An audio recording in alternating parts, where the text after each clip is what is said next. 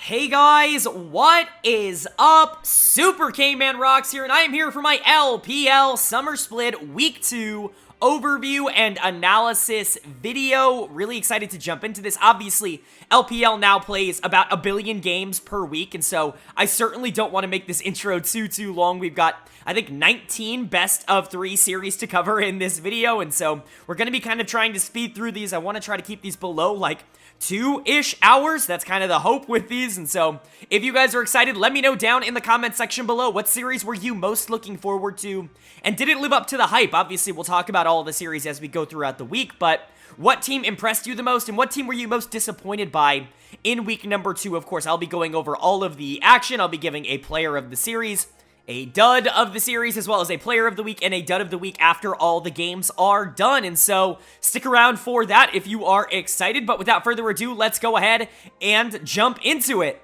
7 days of action here in the LPL, so we're going to be kicking it off with day number 1. And day number 1 was kicked off with a matchup between Ninjas in Pyjamas and LGD Gaming. And NIP does come out on top in a nice 2-1 win. That is really good to see from them. Obviously, you want to see them be able to take down a team like LGD.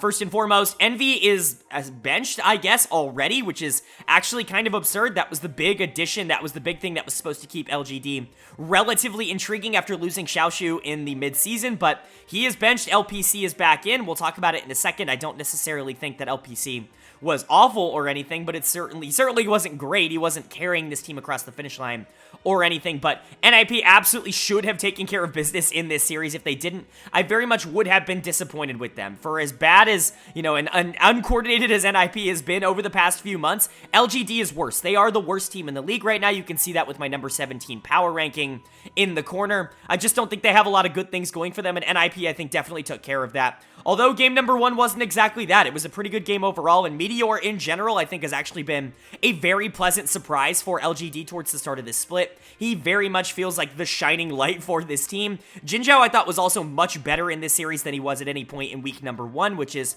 nice, but if you're not going to get much out of your carry duo, that's going to be a little bit of a problem. And then when you look at games 2 and 3, it was just a lot of NIP kind of dominating. No real major mistakes coming out from any of the main members of NIP. Photic has a really good game in game number 2. Photic and Juo, I should say, both were really good in game number 2, and then game number 3 was just kind of a disaster for LGD. It really felt like they had that game in the palm of their hands, but Meteor cannot get the smite down on the Baron. Photic's splash damage from the Jinx ultimate ends up taking it. It's absolutely ridiculous how much AoE damage Jinx ult ends up doing, but because of that, NIP are able to kind of regroup and push on to pick up the win, which has got to be disappointing, but you're going to be happy if you're an NIP fan for that. My player of the series is going to go to Angel in the mid lane. I think a lot of people are going to want to give this to Photic, and while I do understand that, I think Angel was significantly more consistent across all 3 games. Angel was really good in game number 3 on the RE, but he was also pretty solid in game number 1 on the RE, even in their loss. Definitely the best player on their team in that game, and the Nico game was good as well. It's not like he was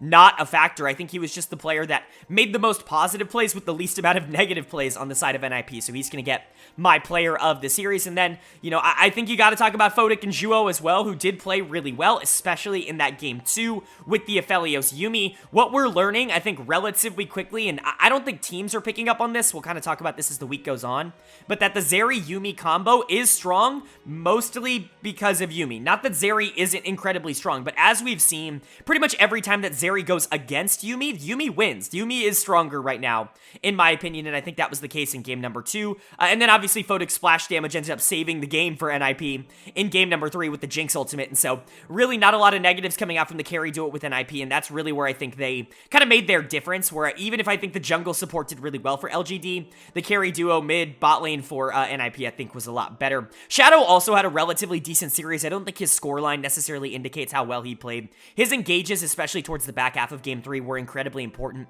towards setting up NIP to be in a pretty decent spot, but this really was Angel, Photic, Juo, Shadow, Invincible to an extent as well, but it was kind of a team effort for NIP, and I think they played relatively well. As for LGD on the other side, like I said, a couple of positives, couple of negatives for them. Dud of the series is going to go to Haichao in the mid lane. He's just not really been all that good. The Annie wasn't very explosive in this series, and that's always going to be a little bit of a problem. You need to be making aggressive plays on that champion to kind of justify it being worth it. You got to be able to get those 2 3-man stuns. Like, 1-man stuns are good, but, you know, if you're getting them on the tank every single time, you know, they're going to be able to survive a lot of that damage. You're not necessarily getting anything down on priority targets. It's not going to be nearly as effective as an Ahri diving your backline or a Jinx damage, you know, Jinx's damage in general in game number 3. And so it just felt like Haichao was outclassed in the mid lane. There's really no other way to say it. He felt like the worst mid laner in this series, so he's going to get dead of the series. LPC was not particularly great. I don't understand why he is playing. Like, I get that this organization and this team might like him as a player, but why did you go out and get Envy then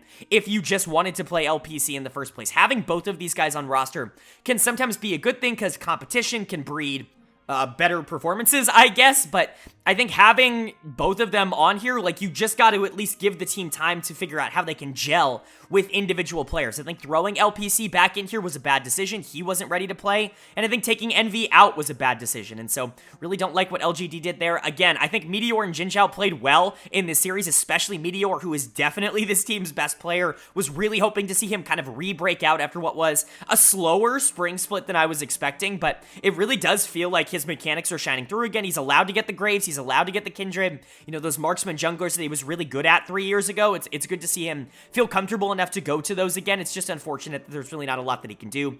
Obviously, you're hoping that he can smite a little bit more efficiently as the split goes on, but, you know, LGD looks pretty lost as a team and as an org, and, you know, whatever they end up doing with their roster, I'm just not sure it's going to be able to bring them out of the bottom 3, bottom 2, maybe even at best. And then for NIP, it's a good win. Not exactly a surprising win. You probably wanted to pick this one up, and it certainly wasn't the most convincing of wins. You definitely let LGD play the game for a lot more than I think I would have wanted, but overall, there are good players on this team, and they are showing up. Angel has played really well for NIP over the first couple of series. That's a really good sign. He's already playing better than he did for RNG. I think Photic and Juo have good chemistry together. They just have to be more consistent, and Shadow has been solid. I like Invincible on the top side. There's talent on this team. They're kind of on the edge of being a playoff team as I have them at number 12, and I don't think this series did anything to kind of change my mind on that. And then moving on to our second series of day number 1 here, and it was a little bit of an upset, but not really that much so, especially when you considering the situation surrounding one of the teams in it. We had a matchup between ThunderTalk Gaming and Anyone's Legend that AL is able to take in 3 games. Good stuff from them. Being able to pick up their first series win of the year is definitely pretty nice here, but man, ThunderTalk is just in complete freefall mode at the current moment. They can't really catch a break to save their lives. Everything is going wrong for this org. The fans have absolutely turned against them. Their community sentiment has gone out the window, whether it's deserved or not. And I think it's deserved, but, you know, other people might not think that. Whatever it is, like, ThunderTalk is in the bin right now, and this series, I think, was a pretty prime example of that. But before we jump into talking about them, let's talk about Anyone's Legend, because they did pick up, like I said, their first series win of the year, which is really solid here, and my boy came to play. Xiao Hao was awesome in this. He's gonna get my player of the series for AL. He's so freaking good at Lee Sin. It's actually astounding. I legit think he's in conversation to be like a top 7 or 8 jungler in the world on that champion. Like, he is unreal. He's super consistent. He does a great amount of damage. He's perfect for peel. His early games are fantastic. He just knows how to take over the game. It has to be a permaban against AL, just like it was a lot of last year as well. But if you're going to leave it up for him 2 games in a row, he is absolutely going to take advantage of it. And man, when Xiao Hao's on, when he's playing well with the rest of his team, he is genuinely one of the scariest junglers in the entire league. And that's what we saw again here. If you've been following the channel, you know I'm very high on him as a player. It's not really going to come as a surprise, but it's good to see him continue to play really well. Rest of the team I thought also played well. Want to give a big shout out to Pins. He had a really rough week number 1. He was my dud of the week in week number 1, and his game 1 in this series was miserable. Got completely taken advantage of on the Ahri and just had no pressure coming out of that mid lane going into a very good mid laner in UCal, but put him on the LeBlanc in games 2 and 3, and he kept his mental. He was able to bounce back, and he was really a positive presence for them across the second half of this series, which I don't think a lot of people expected after last week and then game number 1. Good to see him bounce back and not tilt too hard. And then you've got iBoy and Zora. iBoy is in the bot lane. He's playing his first games of the season in this series, and he looked a lot better in my opinion. I think he's definitely going to be an interesting kind of addition to this team. It's going to be interesting to see what happens when he goes up against a bot lane that isn't running it like ThunderTalk was in this game. But, you know, iBoy is someone who's obviously I don't want to say a legendary AD carry, but certainly someone that has gained a lot of reputation over the course of the last few years because he was a really consistently very good AD carry for a very good organization. Recent successes, quite frankly, eluded him, and he has not been very good in recent years, but hopefully he can get some of that form back. We've seen this AL team turn, you know, bot laners that have kind of been on, like, the downswing into at least competent LPL players, and if you can get that out of iBoy, I think that's positive. Zora is a solid support for this level. He's really never been that much less, and ZDZ is fine on the top side. You have talent here, especially if you can allow Xiao Hao to be this basically in every single game. You're going to be able to do a lot of things, but, you know, AL's still not going to be a team that I fully believe in until I see them do it over a consistent period of time and against a team that isn't falling apart quite like ThunderTalk is. But for TT on the other side, what do I say other than this team is a disaster? Dead of the series is going to go to Yuyanja. I try not to overreact on this channel. I really, really do. Actually, it's one of the things I take the most amount of pride in is the fact that I think I don't overreact. I don't overrate or overanalyze bad or good performances. I try to let the body of work speak for itself. Now, sometimes you can build up a different body of work than what you had before, and you always take that into account, but I feel like a lot of my accurate predictions have been me kind of sticking the course, but I have to overreact to a couple of games here. Yuyanja is not good enough to play in the LPL. He's just not. The dude just doesn't have it. I don't know what to tell you. He's never really been that good of a support, but it is different this year. I know that there's something going on between the coaching staff and Yao Yao when it comes to playing him in the support position, but you gotta figure that stuff out, because Yuyanja is just simply not the answer. When iBoy is styling on you in lane, like, consistently, that's a problem. And remember, the last time iBoy was really garbage, it's because he had to play an entire split with Yuyanja, and so he's done of the series, he's been awful for ThunderTalk, and I think as long as he's in, he's going to continue to be a major factor that contributes to them not really looking like a playoff team like they were last split. I do think that there were good parts of this team. I thought Yucal played relatively well in this series, and I think Beishuan honestly was better than he got credit for. Some people are going to really hate on his performance. I think there were certain moments where he looked bad, certain moments where he looked good. I know people really want to see Xiao Huangrid, but you're just not going to get that. ThunderTalk clearly does not want to play him, and so I'm going to judge this team with Beishuan in it, and I don't think he was really all that bad. Huanfeng definitely deserved better in the bot lane. He certainly didn't make any major mistakes on his own. I see a lot of people on Reddit turning against him. He certainly does not deserve that. He is way better than he is being given credit for right now, and 1xN would not be an improvement, in my opinion, into this bot lane. I just think you have to play Huanfeng and Yao Yao. They were so good towards the back half of the split. Why would you not continue to play them together? Either way, ThunderTalk looks like an absolute mess. They're not going to be very good until they figure all this stuff out, and losing a series to anyone's legend is definitely indicative of that. For AL, though, congratulations on getting your first series win of the year. Hopefully you can build on that. Xiao Hao's a really good player. Credit to Pins for not losing his mental completely, and hopefully this bot lane can be pretty decent. You know, as long as they're that, I think this team could be relatively competitive, but I still don't think that this is enough of a showing to convince me that they're not, you know, one of the less interesting teams in the entire league, I'll say.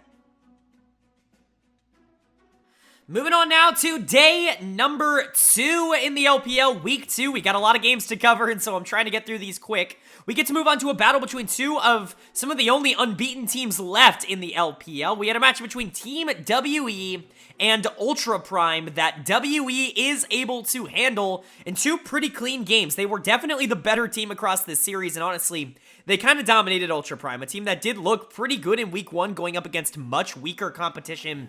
Just could not hold up going up against an actual playoff team like WE is at this point. Their new addition, Cube, has definitely made a difference.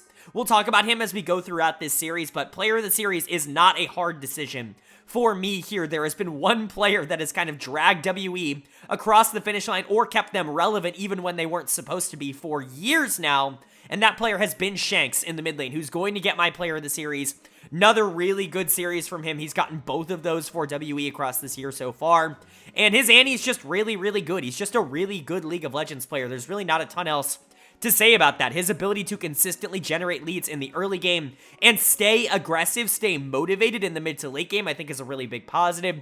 It's something that this team really does struggle with. When you look at Hang as a player, obviously, we'll talk about him. He had a good series as well, but really strong early games, sometimes struggles to transition those into the late game. Hope and Awandi, relatively passive players, especially considering the meta that we're currently in. They have opted towards scaling and not necessarily being the ones to try and initiate a lot of plays, and so the onus often falls onto Shanks to be the one to kind of create a lot of action for this WE team, and honestly, he does it at a very, very, very high level. Really like him as a player. Think he's going to continue to grow and be a positive for this WE team, and it's good to see that he finally has a team around him that can continue to make him look good, and that's what he has now. You know, for as much as I criticize Hang there, Hang was really good in the jungle in this series. Just two really, really solid games. Continues to play aggressive in the early game, not necessarily the most aggressive towards the back half.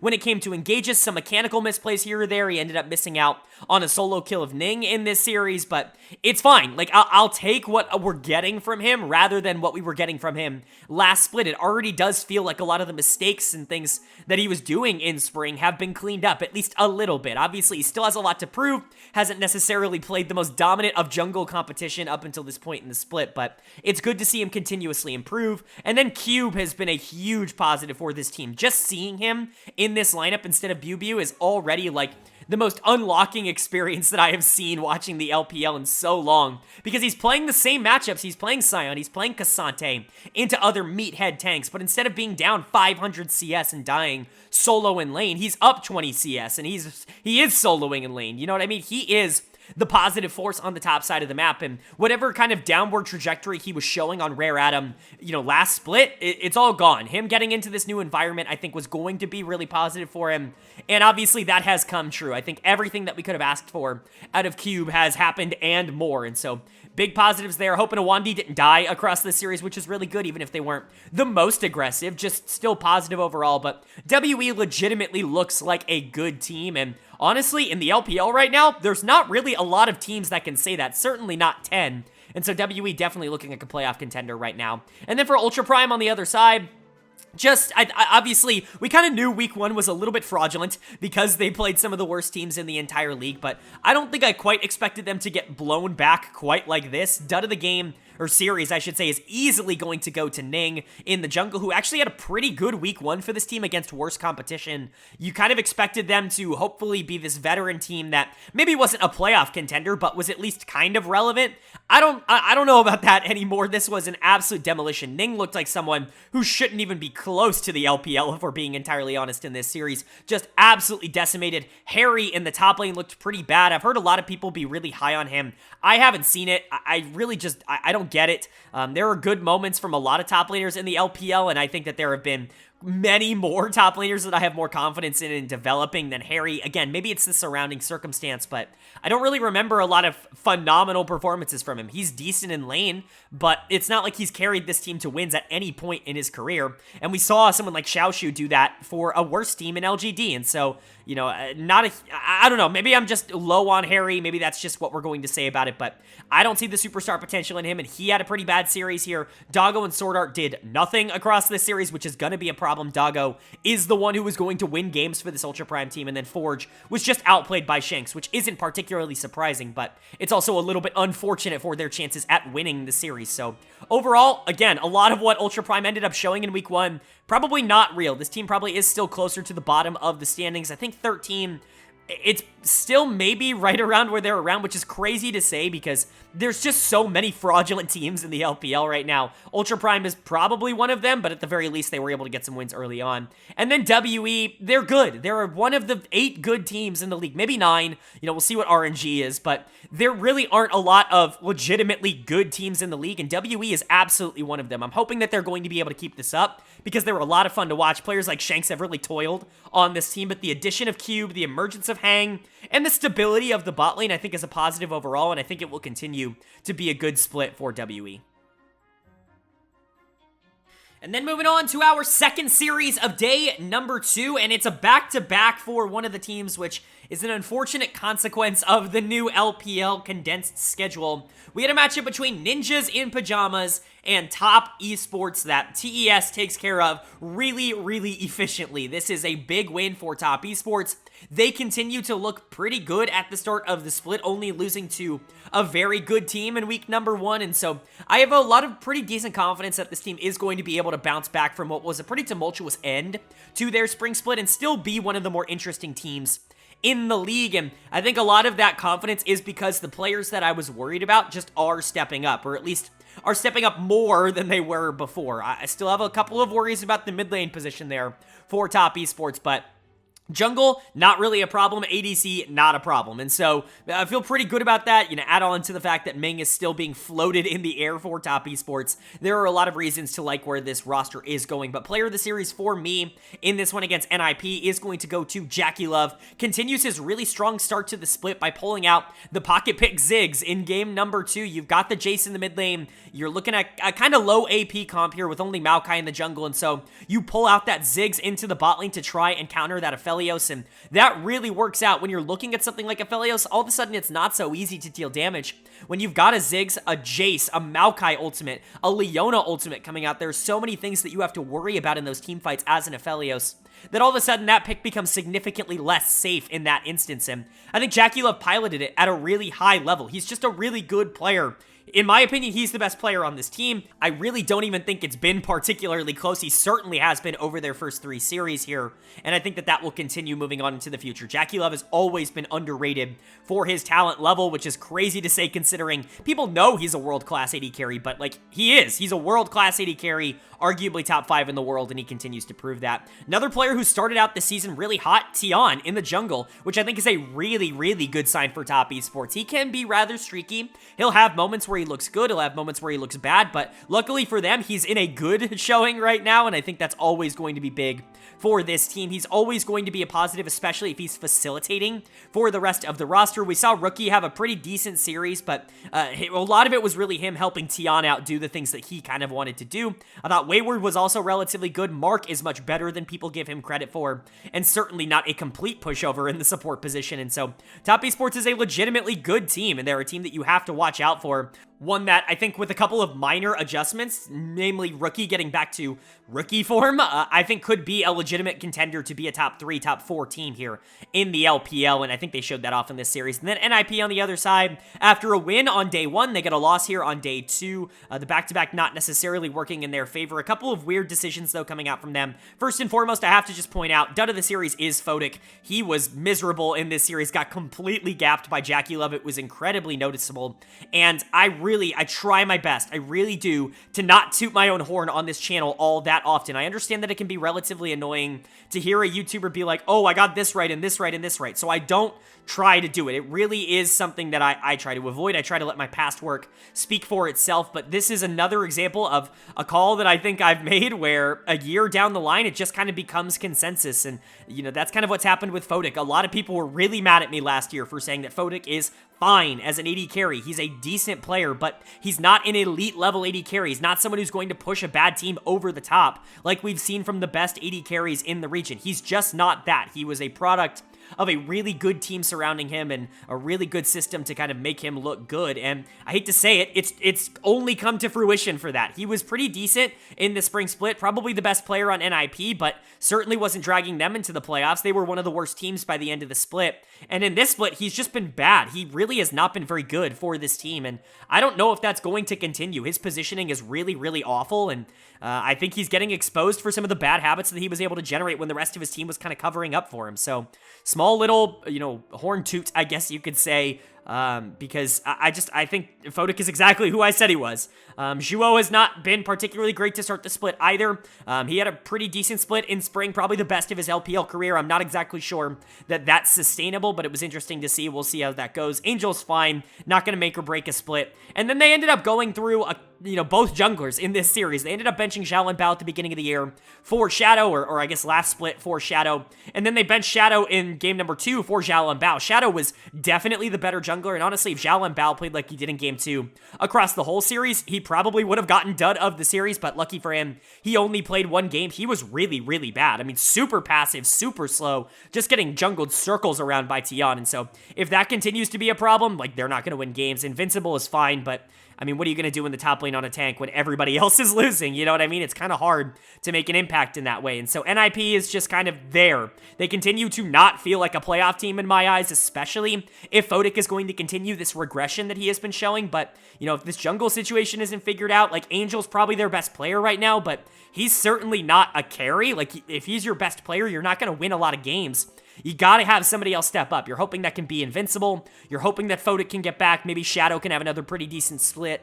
You know, there's a lot of things that can go right for this team, but right now, there's just too many question marks, and the inconsistency is definitely still there. And then for top esports, they're good. I don't know what to tell you. They're a good team. They're a team that should legitimately be considered for top 5, top 6, you know, in that area. Had them number 7 going into the year and going into the week. They're right around that area. There are 7 to 8 good teams here in the LPL, and they're definitely one of them with the potential to rise into being a great team. But again, the consistency has to be there. Beating NIP is really great, but we got to see them be able to do it against some of the best teams in the league.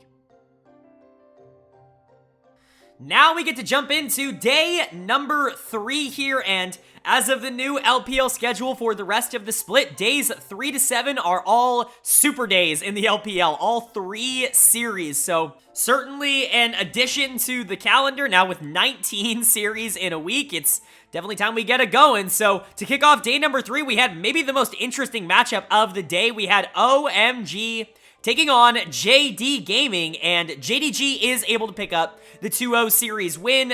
Both games are relatively in favor of JDG. Game 2 was close. Early game definitely going in favor of OMG, which is very, very fun. A strong Darius is certainly something that's fun to see in the LPL, but JDG was the better team all along, and they ended up showing that by the end of both games. But game number 1 was definitely not close, and I would say in general, JDG definitely had their foot on the gas and pretty much full control of everything they wanted to do in this series. We'll get to OMG in a bit and some of the mistakes that I think led them down this path, but for JDG, great win, and it's great to see them get back on track. Obviously, that loss to Weibo wasn't exactly the most encouraging thing that we could have possibly seen, but ever since then, that team has looked really, really good, and I think obviously it's Weibo. It's going to happen, especially with the MSI hangover for this roster. I'm really not surprised that it happened, but it is good to see that it's not affecting them too much. Player of the series for me in this one is going to go to Ruler in the bot lane. He continues to be really good. I know a lot of people were overreacting and saying that, oh, he's going to have a really bad summer split because he wasn't perfect against Weibo. He was honestly okay for most of that series with really the exception of game number, I think, 2 it was. You guys will correct me if I'm wrong, but no, it's Ruler. He's going to be just fine. Him and Missing are still arguably the best bot lane in the entire world, and they will continue to be that. Going up against Abel and PP God, Abel who can be, you know, definitely caught out for being over-aggressive at points, and, you know, when you pick something like Kog'Maw, that's definitely going to be a little bit of an issue, but Ruler's game number 1 was near perfection. Playing the Xayah into the Zeri, not always a great matchup for the Xayah. You do need to be able to generate that lead early or you're just going to fall behind, but luckily PP God ended up going Alistar in game number 1, and so you had a lot of opportunities in order to generate that lead, but Ruler was really good. His positioning is great. His damage output is great. He just has every facet of the game at an incredibly high level. You can count on him to be aggressive when he needs to be, but he's not going to be over-aggressive. He's not going to give overplays for no reason, at least in most games, and so Ruler continues to be great. Missing continues to be fantastic. Xayah Rakan definitely feels like a bot lane that these two have practiced a lot. I'm not necessarily sure if it's something that they're going to pull out all split long, but clearly it was something they felt comfortable enough to pull out against a pretty decent team, a top 4 team last split in OMG, and so definitely something that they're leaning towards. And then you gotta give credit to Knight. Knight was spectacular throughout this entire series on the Annie as well. A couple of fantastic engages. When him and Ruler are playing well, this team just isn't going to lose. Like, it's not going to happen. There's no universe in which that situation ends up presenting itself, and so not really surprised to see JDG coming out on top here. Kanavi and 369 were also pretty good, but it really was the Knight and Ruler show, missing to an extent as well with a couple of really good engages on Rakan, but it was the two, you know, main carries, I would say, for JDG that ended up showing off here. And then for OMG on the other side, just a couple of major errors that I think are going to end up costing them.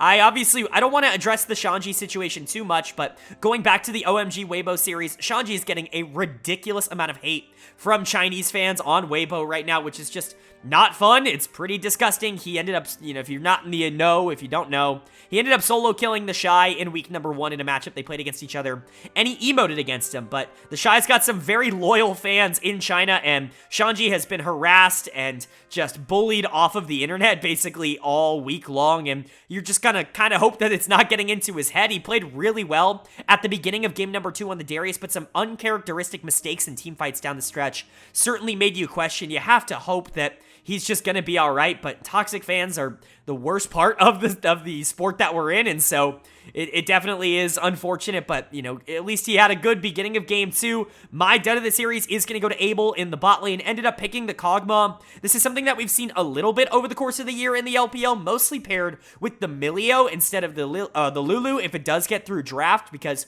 you want to be able to give Kog'Maw that extra range, give him that extra stability against these really aggressive players, and he just didn't have that in this series. A lot of the early game was his fault, not being able to generate leads.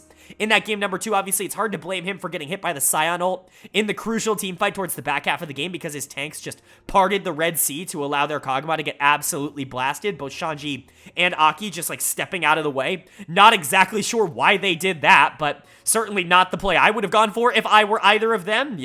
It's your job to take those things, but either way, Abel needed to be better. PP God needed to be better. You pulled out the Alistar in game 1. Not a champion that I think is all that productive right now, even compared to other engagers. I don't think engagers are the best class in the game right now, but I certainly don't think Alistar is the best engager. And then the Lulu just didn't end up working out with the Kog'Maw. Obviously, it's a decent pairing to try to keep him alive, but it's not necessarily what Kog needs right now. What Kog needs is stability, and, Lulu can try to offer that, but not if the enemy backline is going to continuously get on top of you. Cream was very bad in this series, significantly worse than Knight, which is going to be a little bit of a problem. Not that it's entirely surprising. Cream is a good player, but he does sometimes struggle to play against people who are more mechanically talented than him, and that is definitely Knight. Aki had a pretty miserable series, one of the worst that he's honestly had in 2023, and then I already talked about Shanji just having good moments, but also having some pretty bad moments overall, and so OMG, definitely some things to be concerned about. They're 1-2 to start the year after finishing top 4, but both of their losses are to top 3-ish teams in the league, and so you're not going to try and overreact to this too much, but there are definitely question marks that need to be answered, and they got to be answered soon. And then JDG on the other side, they're JDG. I don't know what kind of analysis you want me to give. They're really freaking good at the game of League of Legends. Knight and Ruler as a carry duo, like I said, if they are on, if they are playing well, they're just going to win. Add 369 and Kanavi being stable on the top side, add Missing having some really good engages in the support position. You've got a super team here. They won the LPL in spring for a reason, and this more so just felt like an extension of that team rather than any of kind of the questionable stuff that we saw in week 1. Then moving on to our second series here of day number 3, and this is a really intriguing one. Battle of two teams that I think are trying to compete for playoff spots, but one definitely proving to be a little bit more concrete than the other. We had a matchup between Invictus Gaming and Royal Never Give Up that RNG is able to take in a pretty dominating 2-0 series win. They were the better team here, and again, I hate to say it wasn't particularly close, but at no point in the series did it really feel like IG was all that in it. There was a substitution to talk about in this one. You Should Know Me was benched, and Nenny was playing. I'm not sure if this has anything to do with the stuff that was kind of ailing You Should Know Me towards the back half of the spring split, but it is worth noting that Nenny was into the top lane here. I don't think Nenny is a bad player. He's a lower caliber LPL top laner, maybe one of the bottom 3 or 2 top laners in the league, but still someone that has played at least at this level before, and so certainly something to keep in mind. However, he could not hold up in this series because RNG's top side went a little bit crazy. Player of the series for me is going to go to Breathe on the top side. Again, another player that I've been advocating for people to just chill out about. People are overreacting when he has a bad game, but he's fine. He's a really, really good player, and he's still better than 90% of this league, and he proves it basically every time someone blind picks a tank into him. I know we talk about him as more of a weak side top laner, someone who doesn't want a ton of resources, somebody who's going to be isolated to allow the rest of the team to kind of play their style a little bit more aggressively, but he's more than happy to pull out the Fiora when you blind pick Scion into him and just dominate you 1v1 in lane, and that's exactly what he did in game number 2. That's the big reason he's going to get player of the series for this, is because that was probably the most fun game to watch across this entire series. Now, it was far from the only good player on RNG in this series. Certainly, Wei had a pretty good series here, especially on the Vi in game number 1. And then Tong Yuan was honestly really good in this series. A great Ahri game 1, really solid Lissandra game 2. He already looks so much better than he did at any point in spring, and I think that's a really really good sign for RNG fans. You're really relying on him as a young rookie talent to be able to step in and keep this team competitive, quite frankly, in a position where basically every LPL team has a very good mid laner. And so he really had to step up, and he had to step up fast, and lucky for this team, I think he absolutely is. He's been very good across their first couple of games in the summer split. Hopefully he's going to be able to keep it up. Again, wasn't exactly the best of sample sizes in spring, but definitely already showing a lot more here in summer. LP and Lumao are still good. Not a lot of mistakes, doing a lot of damage in team fights, but they just weren't main focal points, I would say, especially in the early to mid game where they just didn't receive a lot of pressure. It was Breathe, it was Wei, it was Tong Yuan. Those were the main carry threats, I would say, on the side of RNG, and all of them played well. And then for Invictus on the other side, they're just getting outskilled, and that was my big worry for this team, was that this top side of the map was simply not going to hold up. And surprise, like, the top side of the map is just not holding up. I'm not going to go super hard in on Nenny. He's a substitute. I don't know how long he had to prepare for being in this series and playing against a player like Breathe, but Tianjin is not the answer. Like, I was very concerned about this going into the split. I talked about how watching his LDL tape wasn't exactly enlightening, and I think that that has continued on here. He was more of a supportive, you know, very much a non-focal piece of that LDL team for IG Youth, and he's promoted up here to Invictus to kind of be a little bit more stable than what they were getting out of Gideon in Spring Split, and I would argue that it's been exactly the opposite. I don't think that he is ready for this level. He's going to get done to the series. He really got abused. I hate to say it, he really, really got abused in this series. It wasn't particularly close here. He just got out jungled basically in every single aspect of the game. His engages were not working. He was constantly being invaded, and he had no responses to it. He looks like a liability for this Invictus Gaming team. I'm not exactly sure what they're going to do about it, because they don't really have another jungler. They let Gideon go, and, you know, it's going to be interesting to see the direction that they end up going, but I think they really are going to regret making this promotion choice, and I think it's already started here. Cryan had a phenomenal first week, but wasn't exactly able to get things done, and then On and Wink, I don't really know what to tell you. They've regressed already, and maybe Spring was just a flash in the pan. Maybe On, in particular, was just not the player that we thought he was, and that he kind of showed he was in Spring. Maybe the positioning and the aggressiveness, maybe it's not repeatable for him as a player, but if that's the case, I'm going to be really disappointed, because what we saw out of him in Spring was really, really good, like almost all pro caliber in terms of a bot laner, and it's just not been that at the start of the split. He has not been a carry on this team at all, and Wink has definitely reverted back to his form, and so it very much close, like, I know it's only 3 series, again, I'm not trying to overreact, but at least at the beginning of the split, it feels a lot closer to 2022 than it does to 2023 Spring right now for this bot lane, which is going to be a problem. I don't know what to say for IG fans. You're kind of right on that barrier of being a playoff team, but really, I don't trust you at all. I don't trust anybody really in this area, which is, it makes power ranking them very difficult, because you have to have 10 playoff teams, and there aren't 10 playoff teams in the LPL right now. I still think IG has a lot of upside. You should know he's a good player, but, you know, he's certainly not going to fix this problem. He was really bad in week number 1, and he was really bad towards the back half of the Spring Split as well, and so I don't really know what your solution is. Cryan has to continue to be good like he was in week 1, and On and Wink have to step up. That's probably going to be your avenue, because I just don't think you're going to get it out of your jungler here. And then for RNG on the other side, this team is solid. I said that there were 8 good teams in the LPL. There's probably 9 good teams in the LPL. If RNG can stay consistent, they should be able to make the playoffs, but, you know, there definitely still are question marks. Tong Yuan has to continue this stretch over a longer period of time. LP and Lumao, I think, have definitely, you know, done well together, and LP obviously really wanted to play on RNG, and he's stepping up because of it, but that's gotta last. I trust Breathe and Wei on the top side relatively efficiently, but there are still question marks, even if I do more so believe in RNG now than I did a couple of weeks ago. And then moving on to our third series of day number 3 here, and it's another pretty interesting one. Another battle of 2 of the better teams in the region, or at least what are projected to be 2 of the better teams in the region. We have a matchup between Edward Gaming and Bilibili Gaming, which BLG does take across 3 games, so not exactly a blowout, but still a pretty good victory here for BLG. And man, that momentum that they created at the end of the year in the playoffs and then moving into MSI, that's legit. Like, they are going to be able to keep that. They have proven that now at the beginning of this split, taking down some legitimately very good teams, kind of capping it off here with a really nice win over EDG that I don't think was guaranteed by any stretch of the imagination. You know, for as good as BLG has been over the recent weeks, we sometimes forget how inconsistent this team was for a majority of spring. People did not see them as a contender coming out of the regular season. I was higher on them, and even I wasn't looking at them as a potential top 2, top 3 team, but they have very, very much solidified that role at this point, and I don't really think there's a lot of teams that can contest them, and I think a lot of that is because of the emergence, or I should say the re-emergence of their jungler, June, who I think was really great during their playoff run. He was even better at MSI, and honestly, it kind of looks like that's going to be his regular form from here on out, and honestly, that's such a great thing to see. He's going to get my player of the series here for BLG. It's going to be weird to say this because of how low I've been on June over like the last 2 months in particular, but go back a year and look at how highly I'm talking about June on Invictus Gaming. I'm really, really high on him as a player, or at least I was really, really high on him as a player. I thought he would slot into a top team relatively easily. It was just the spring split that gave me a lot of reservations about how he fit exactly into this roster. Him and Yagao very much never seemed to have chemistry, and it felt like he was definitely suffering a lot because of it. But whatever chemistry and synergy issues that this team had in Spring Split, they're just gone now. They work together so flawlessly. Bin is more than happy to take a weak side role on the top side playing a tank.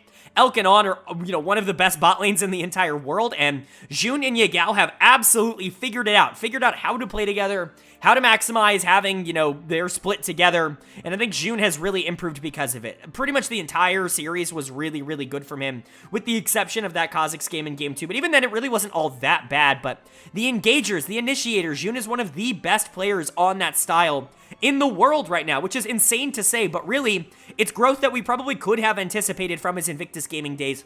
It's just really nice to see it go a lot faster than I was expecting, especially with what happened in spring, but Bin is still a maniac, especially if he's going to play Malphite in game number 3. Holy crap, that unlocks an entire new layer for BLG. If Bin's going to be able to play something weak side that can just kind of survive and be a beast in team fights, that's huge for their early game strategies, and Elk and On are more than happy to take that assistance. On continues to be an absolute menace, a true psychopath on the Rift, and he's a lot of fun to watch. Elk capitalizes on a lot of that, can sometimes step forward a little too far, but for the most part, it's going to work out, and Yagao is just there to facilitate it all out of the mid lane position. It's a great setup for BLG, and clearly the growth that they showed at MSI is certainly not fake. And then for EDG on the other side, not great. So this has not been a great start to the split, honestly, for EDG. We're going to get into the drama a little bit later, but speaking of the player affected by it, my dud of the series is going to go to Leave. And honestly, even drama aside, the first 2 losses of the year in terms of series for EDG were Leave not stepping up and not playing particularly well, which is a little bit of a worry. I know he's got a ridiculous amount of potential, and I still believe in that potential. It's okay to have a couple of bad games here or there, especially at the start of a new split, but especially with everything going on.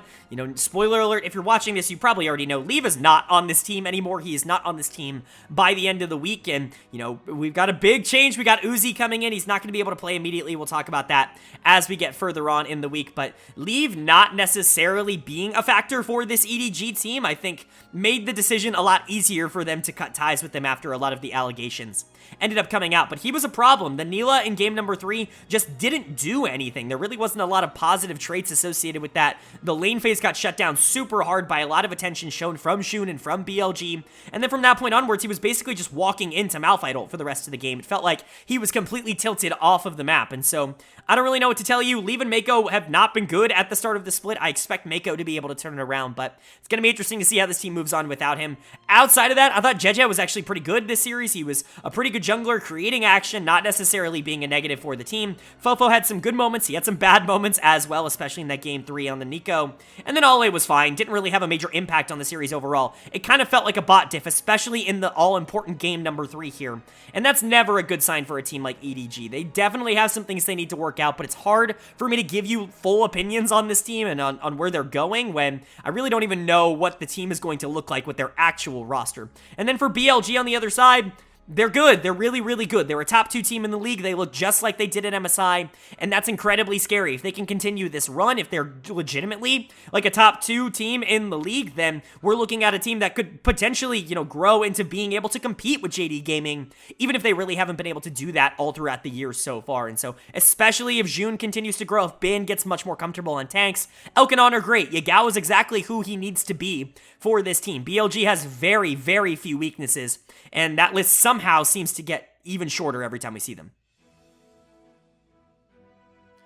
Now moving on to day number 4, and we kick day 4 off with a pretty interesting matchup between two lower tier teams. We saw Rare Adam taking on FunPlus Phoenix, and Rare Adam does pick up the 2-0 series win. Nice stuff from them. They were my biggest fallers last week. I actually had them ranked a lot higher than consensus going into the split. I think I had them at 12 going into the split. I liked the addition of Xiaoshu. I thought that, Strive was a really good player, especially if he was going to play, but Assume is fine, Leon is fine. Like, they're good enough to be competitive, and I didn't really trust a lot of the bottom tier teams in the league. Well, at least one of those is definitely true, and that's trusting the bottom teams in the league, but Rare Adam definitely still has upside that I don't think people are giving them the credit for. Player of the series here is going to go to Xiaoshu in the top lane, and man, does this kid have potential to be an absolute beast at this level.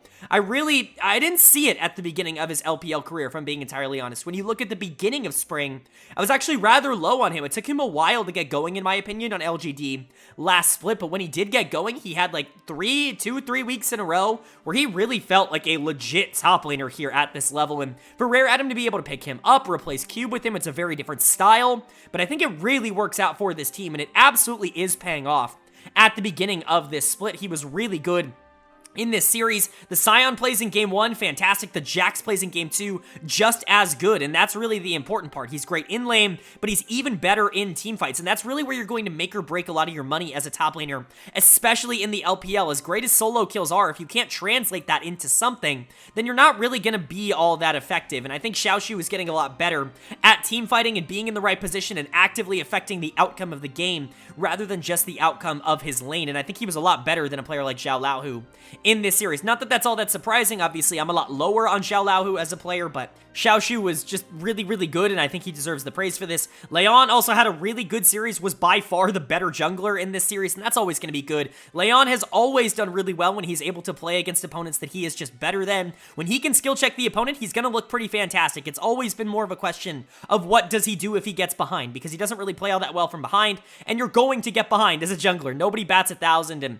it's still going to be a question mark for him. I feel the same. Strive is just phenomenal at Nico. Like, it is actually absurd how good he is at this champion. Crazy to see that it took, this champion getting buffed for him to be able to pull it out, but if he was always this good at a champion like this, he should have been playing it even before. And also, why are we letting Nico through against Rare Adam? First of all, the champion's already really strong. It's not getting through against other teams, but especially against a team who has a mid laner that can really play this champ. I'm just surprised to see it continuously being let through. The top side of the map, I thought, did a really good job for Rare Adam, and I hope they keep it up. And then Assume and Feather. Assume has the same problems that I've complained about for a while, and I feel like people are finally starting to catch on. Like, again, my opinion starts to become a little bit more of the commonplace opinion, where I think a lot of people said that Assume was the next big breakout AD carry of the LPL, but the dude just dies in team fights for no reason. So often, he'll walk into a tank, or he'll just be out of position. It just feels like team fighting is not his strongest part of his game, and that's a little bit of a problem for the AD carry role, and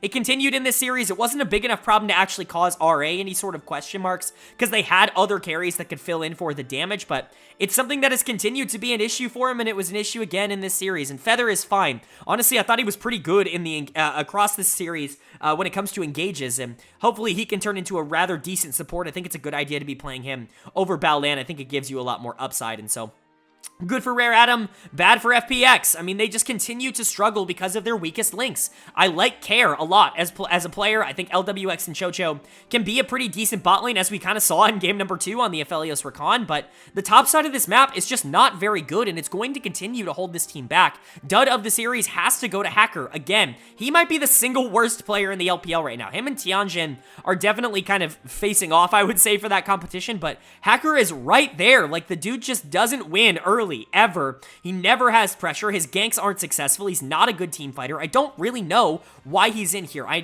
think they're hoping and waiting for Bonnie to learn Mandarin to be able to join this lineup, but man, if this is what it's going to be until you get there, then what's the point? Like, you got to put him in now, or your season's going to be over by the time that he gets in there. And so Hacker continues to be a major issue. Getting dominated like this by a feast or famine jungler like Leon is just never a good sign, and he's not been good in quite a while. And then Xiao Laohu in the top lane. Again, I'm much lower on him as a player, but he was so outclassed in the top lane by Xiaoshu in this series that it was very, very noticeable.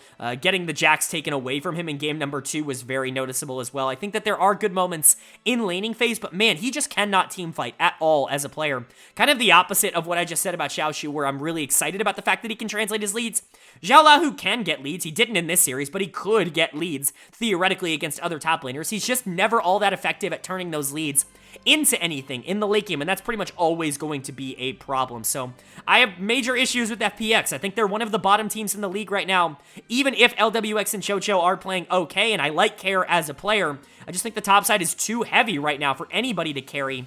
And I think that's going to be an issue for them going forward. And then for Rare Adam, nice win here. Maybe I was a little bit too over-eager dropping them down to 15th. I don't think I was.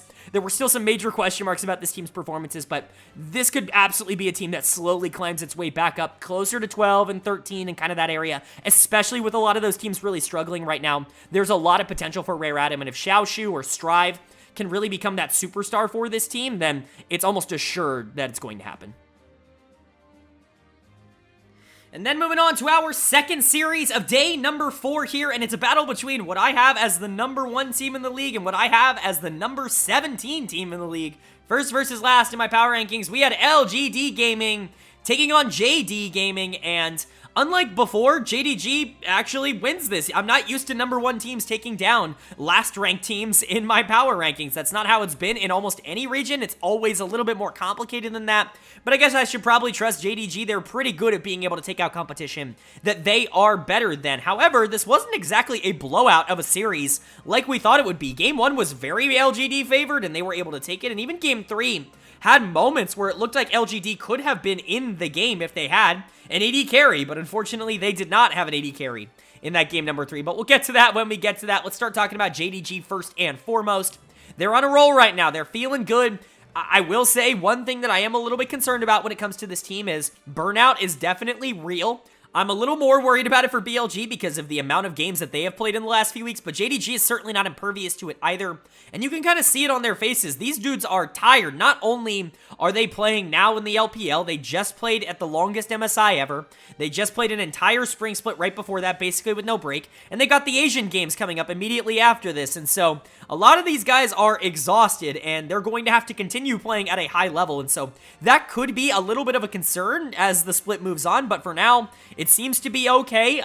A couple of really good performances, more inconsistency. I guess that's really what I want to say about JDG in this one. Player of the game, player of the series, I should say, for me, is going to go to Kanavi in the jungle. Was really good in game number 2. That's essentially what he's getting player of the series for, in my opinion. It was the single most impactful game that one player had on a game in this series, and so he's going to get player of the series for me, even if he certainly wasn't perfect in game number 1 on the Wukong. He honestly kind of ran it down, and he certainly wasn't the focal point in game number 3 on the Kazakhs. He was just so good on that Sedge in game number 2 that, in my opinion, he deserves it. He was fantastic at MSI, wasn't exactly a focal point for this team throughout the year, but it's Kanavi. We know how good of a player he is. It's not really all that up in the air. He's a world-class jungler if he wants to be, and he's going into someone who has had a good split in Meteor, who honestly had some moments in this series where he looked pretty good as well. We'll get to him in a bit, but Kanavi still came out as the better jungler, in my opinion. And then you've got 369 on the top side that I thought was also really good. Obviously, the game 3 on the Cassante was massive.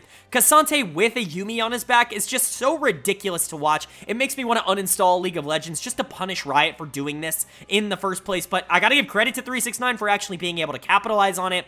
He was really, really solid in a lot of those team fights. When you've got that combo, you've got to be able to make it work, and he absolutely made it work. So topside, definitely the strength for JDG, but Knight had a good series. Ruler was a little bit questionable, and honestly, he's been a little questionable to start this split, but again, like I said earlier, I'm not worried about Ruler. He's going to be fine. I'm not worried whether or not he's going to be able to figure it out. He's going to be able to figure it out. It's Ruler. My biggest concern with him is, again, burnout. The dude has played so many games in such a short span of time, and he's also been playing for just as long as anybody else in this league. I mean, it's not like he hasn't had his fair share of games. Like, burnout could definitely be a real thing for him, and right now it just looks like he's not on the top of his A game. His positioning has been a little bit unnatural, I would say, definitely uncharacteristic when it comes to his previous performances, but it's Ruler. If you give him the preparation, he's gonna be fine. He's, in my opinion, the greatest AD carry of all time, and so he'll make it work. And then missing, obviously, was super important on the Yumi, but he's still very much a good player, and he'll do whatever he needs to win. He's really consistent in the bot lane. Overall,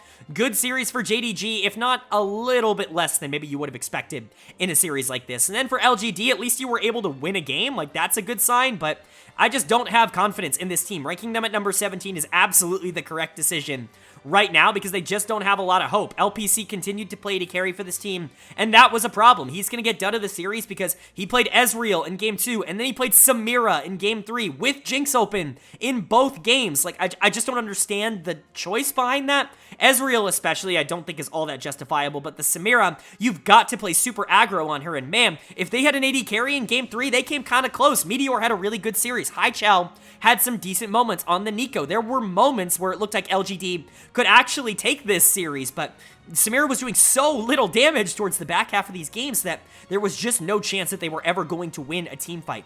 I don't know why LPC isn't in the first place. I already talked about that. If you paid money and brought Envy in as your big acquisition, why aren't you playing him? I don't understand it, but, you know, Jin Zhao was not very good in this series. He was zoned out of every fight by Kanavi.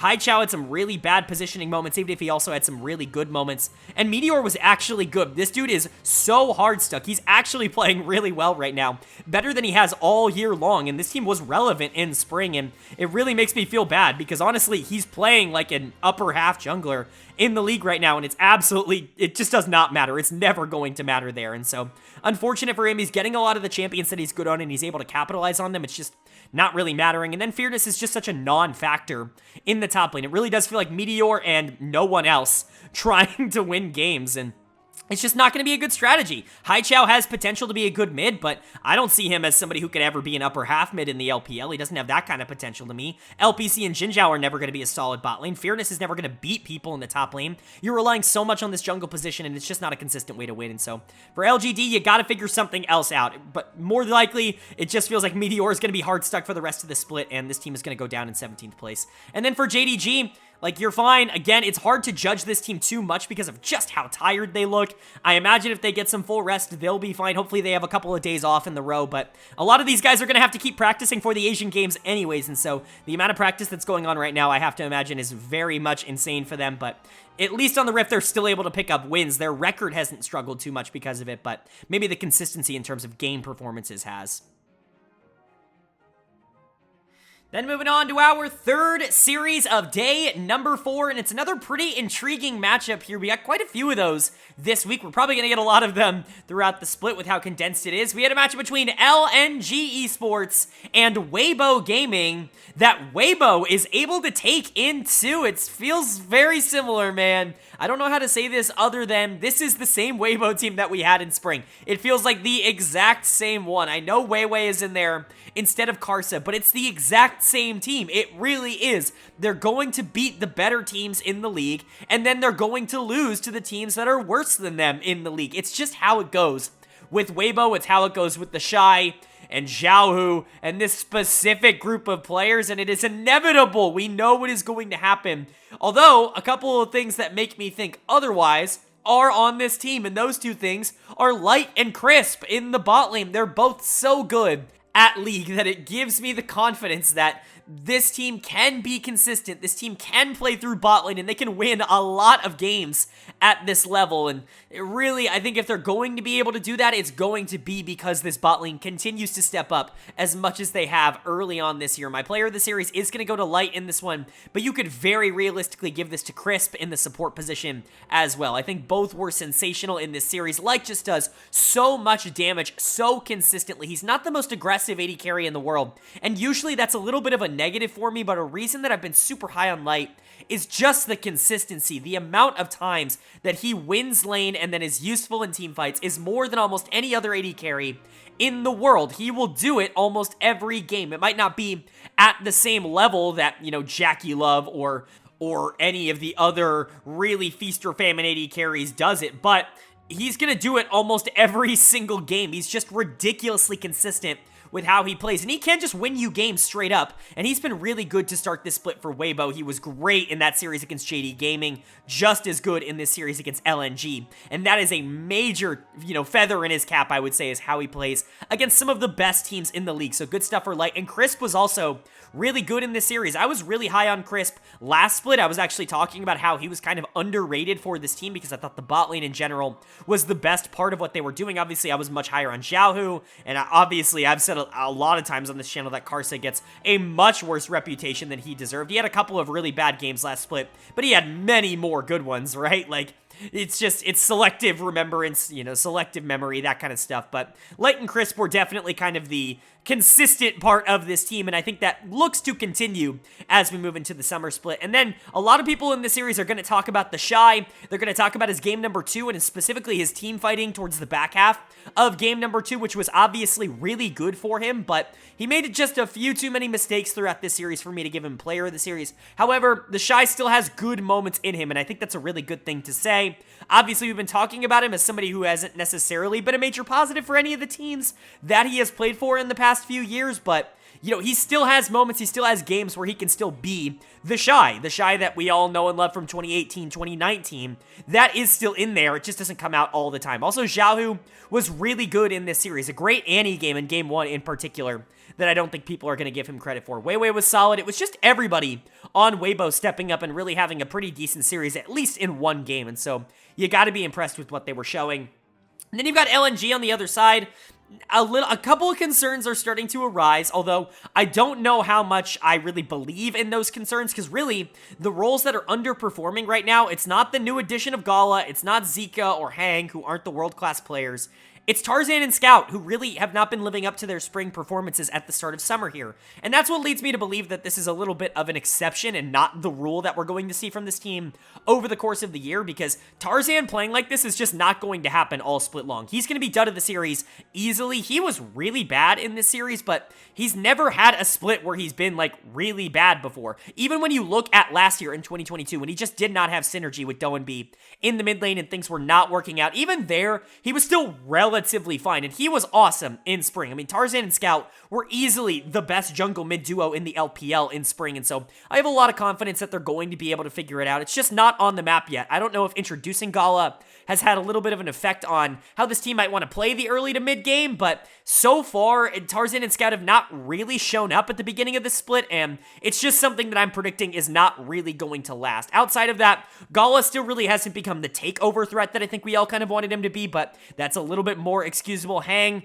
has just been fine, and Zika has just been fine. Again, they're not the people that need to be stepping up on this team. Tarzan, Scout, and Gala have to be the 3 players that carry this team across the finish line, and so far, it's just not necessarily been that. There's been moments. Scout had a really good series last week. Gala had one really good series last week, but it's never really come into a full package yet. I still think that they are going to get there, and I would still bet on the fact that they are going to get there, but for now, the question marks are definitely starting to show, and they're going to have to show at least some level of progress as we move on throughout the weeks, or else I am going to start questioning it at least a little. And then for Weibo on the other side, really nice win, but again, it's not about the 1 or 2 series wins that they get against really good teams. It's about the series that they lose against teams that they absolutely should beat, especially with the confidence that they get from winning series like this. So it's all really going to be about how they respond to this. If they can go on a win streak and actually prove that they might be more consistent than they've been in recent years, then great. I'd love to see that, but it's going to be hard for me to predict that to happen when it feels like we've seen this story 1,000 times, and every single time it goes the same way with them winning this massive series against a team that, is ranked higher than them and not being able to follow up on it at all. So for now, I love what they were able to do here, but I'm going to stay cautious when it comes to Weibo. And now we get to move on to day number 5 here in the LPL, and we got ourselves a little bit of a non-playoff team matchup, but that could change depending on how this ends up going, at least in terms of my power rankings. We have a matchup between Anyone's Legend and Ninjas in Pyjamas that NIP is able to take the series on 2-0, and honestly, game 1 was a little bit back and forth, but game 2 was an absolute massacre from them, and there are moments where they've looked pretty good. This is a team that I was cautiously optimistic would be better than they were in spring. They were a bottom 2 team, maybe not in standings, but in terms of my power rankings by the end of the year, they were a bottom 2 team in spring, and I didn't think they were going to be that. They started my year at number 13 and moved up to number 12 after last week, and they could be moving up some more after another pretty nice series here against AL. Yes, it is worth noting that they've had a little bit of an easy schedule, certainly easy schedule syndrome kicking in at least a little bit when it comes to this team, because they didn't necessarily look all that good against either EDG or Top Esports when they played against them, but being able to take down the bottom teams might be enough to be able to get you into the playoffs in this split, and so credit to NIP. Player of the series for me is going to go to Angel. he's been this team's best player, I would say, over the first couple of weeks. He's been really consistent for them in the mid lane. Even in their losses, he's honestly been a really fun player to watch for them. Was not expecting that. He didn't have a great split on RNG. He wasn't, like, disastrous or anything. Certainly was the better mid out of him and Tongyu on last split at the very least, but was not meshing with that team. It felt like he never really was in a position where his lane mattered all that much, but it really matters here for NIP. His ability to win consistently against worse mid laners and be able to translate that lead into other areas of the map, not to mention the fact that he's just a really good team fighter that's always been his strength, I think has really been a big deal for NIP, because you've got a jungler like Shadow that is going to be willing to try and capitalize on that. You know, we talked about how he got subbed out for Zhao and Bao in the middle of the previous series. Well, Shadow is clearly better. I hate to say it. I don't hate to say it. He definitely is better at this point, and there's really not a lot of, you know, controversy when it comes to that. Shadow should be starting in the jungle position, and he is, and he had another pretty solid series here as well. A couple of mistakes here or there, but that's what you're going to get with Shadow. As long as you have some good performances, they're going to balance out. Photic and Zhuo's scorelines look good, and I think Photic for the most part was good, and Zhuo definitely had good moments as well, but they certainly weren't the focal point, I should say, in this series. Game number 2 was definitely a Gnar showcase from Invincible. Definitely worth pointing that out. I like Invincible a lot as a player. I've received some flack on that in the past because people really like Rich, but I like Invincible, and I think it was the right choice to go with him. And so to see him continue to be a team fight presence, we already know he's a really good laner, and so for him to be able to pick it up in team fights, I think is always going to be the big, like, if he can do it, then he'll become a really good player kind of angle. But NIP honestly just looked really good in this series. Not really a lot else to say. As for AL on the other side, couple of good things, couple of bad things. Really one good thing, I guess 1.5 good things. Zhao Hao in the jungle. Dude is absolutely smurfing for this team right now. Obviously, I'm the biggest Zhao Hao fan in maybe the world. Like, I you know, beg you to find a fan of his that's bigger than me, because I've been, you know, shouting this guy out for basically 2 years in a row now, and I want him to be on a better team than this. But he had a phenomenal game number 1. I would feel so tilted if I lost that game, but he was the reason AL was in that, and unfortunately just couldn't get the job done. And iBoy was also, I should say, pretty good in game number 1, but he was so atrociously bad in game number 2 that he's going to get my dud of the series. I think you could realistically give this to ZDZ in the top lane as well, who had, you know, I would say he was worse across both games in total, but iBoy's game number 2 was the worst game that anybody played, and so take that how you will. If you want to give it to ZDZ, I understand. If you want to give it to iBoy, I understand. iBoy was pretty good in game number 1 on the Jinx. He was dealing damage, trying to keep them in the game. His misposition towards the back half of the game was a little bit problematic, but he was a big reason why they were in it in the first place. But game 2, he was just an absolute target from the side of NIP. It was the Poppy going in repeatedly, Photic being able to get kills, Invincible just absolutely demolishing him in team fights. Like, it felt like the tale of 2 bot laners. It very much felt like game 1 was EDG iBoy and game 2 was Rare Atom iBoy. That's very much how it felt, and unfortunately, that's kind of more of what I'm expecting as the split goes on, is Rare Atom iBoy. That's kind of what I predicted going into the split, and, you know, we'll end up seeing how it goes. I do think it's, you know, possible for him to be able to find his groove and get back into a little bit of form here, but I just don't think this series was it for him. And then, like I said, ZDZ was also pretty bad, but, you know, rip to Zhao Hao. I thought he was really good across this entire series and really didn't get a fair shake of it, in my opinion. But overall, AL is exactly who we think they are. They may not be the absolute worst team in the league, but they're certainly not a team that I would consider ultra competitive, certainly not a team that I would expect to be able to compete for a playoff spot, even in a super weak second half of the LPL, and so, you know, they're fine. They've got one really good player and a couple of interesting players. Zora, I think, could be something. I've said Pins could be something in the past, but I'm kind of wavering on that opinion a little bit. But it's enough for them to be competitive in series, but maybe not enough for them to be able to win series. And then for NIP, another good series win. They're sitting above 500, which is a really good place to be after week 2. Angel has been playing at a really high level, and I think Shadow and Invincible have also shown good things. If Photic and Zhuo can be a little bit more consistent with how they win in the bot lane, this team could be a playoff team. We've talked about it. That number 10 spot right now is super up for grabs. There's not a single team that wants to take that position. And so if NIP can continue to win against some of the bottom teams, that playoff journey and that playoff expectation might not be too far out of reach.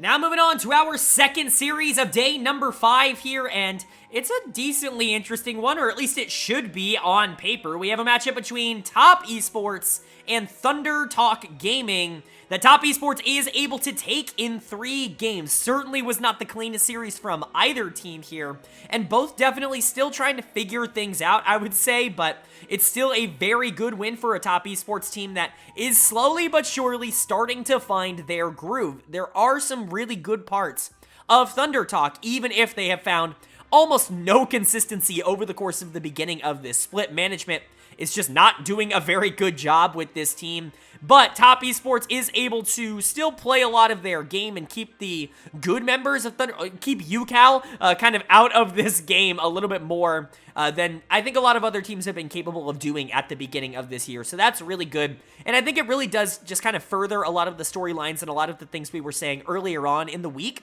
about Top Esports and the players that have been succeeding on this team. Obviously, we talked about JackeyLove really being the MVP towards the start of this split for them, but that title is absolutely contested in my mind by Tian in the jungle. I'm so happy to say that. I feel like I've been almost a Tian hater over the past year because I felt like Knight almost got undervalued on Top Esports in 2022 for how good he was. In my opinion, he should have been MVP, not Tian, and I think a lot of people took that as I hate Tian. I don't hate Tian. He's a good player.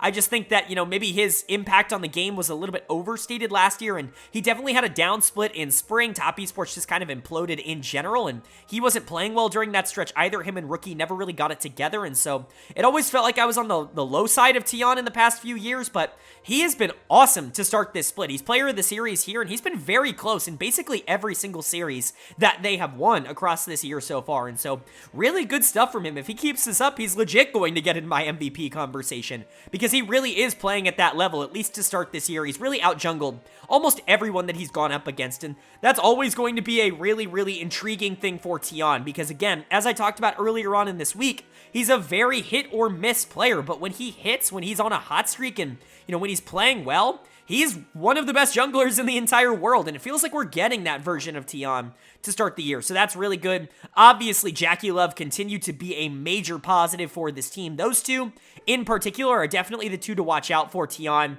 and JackeyLove, but this is the first time in Summer Split that I can genuinely say Rookie had a really good series, and I'm really happy to say that. I'm hoping for a bounce back from Rookie, and I talked about this. I said, if Rookie can get back to, you know, Rookie's form, you know, the 2018, 2017 Rookie that we all know as one of the greatest mid laners of all time, if he can be that again for this team, like, they're not a number 7 team in this league. He's, I hate to say it, really what is kind of holding them back at the moment from their ceiling, and he played a lot better in this series. Now, it still wasn't perfect. He wasn't great in game number 1, but if he can just get the better version of him out enough to be able to facilitate Tian and JackeyLove to be able to carry these games, that's going to be good enough to make this a potential top 4 team that could be going to Worlds this year. And so, good stuff overall from Top Esports. Mark played well, especially when he got the Milio in game 2. That was really fun, and Wayward is fine on the top side. He's a good top laner. I know people don't like him for some reason, but Wayward is a good top laner, and so I like Top Esports. I think they legit have something going here.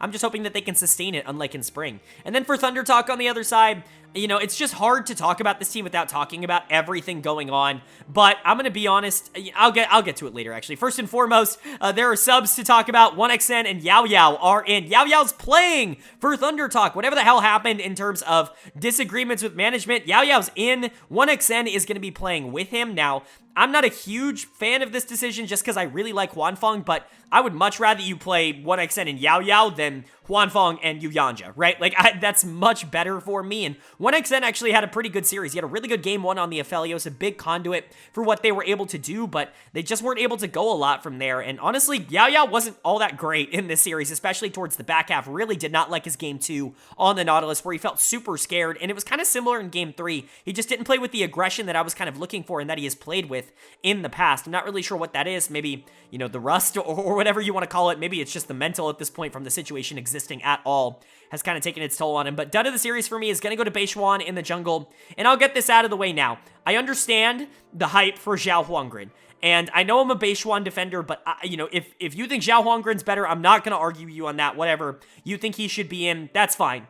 But I'm starting to not like him as a player because of how ferocious people online are. And that's not fair, right? Like, we're getting to the point now where it's like, all right, guys, clearly they're not going to play him. And the more I hear the whining and the flame and the complaining about Beishwan, who, yes, had a bad series, but isn't this garbage player, the less on your side I start to be. And I know that's a personal problem, but this is my channel. This is a personal channel. I try to stay objective on this channel, but man, like, you would think that Beishuan was hacker by the comments that people make about Zhao Huangrun, and that's just not the case. Zhao Huangrun could take over this team and be an absolute menace and be much better than him, but it's not like it's some no-brainer decision for a team that's trying to compete for the playoffs to bring in a guy who's never played at this level before, and so at least something to think about there. But Beishuan wasn't very good in this series, was kind of out-jungled by Tian, and that definitely sparked a lot of discussion on Reddit. Yukao kind of got outplayed by Rookie, especially towards the back half of this series, and Hoya is actually relatively fine.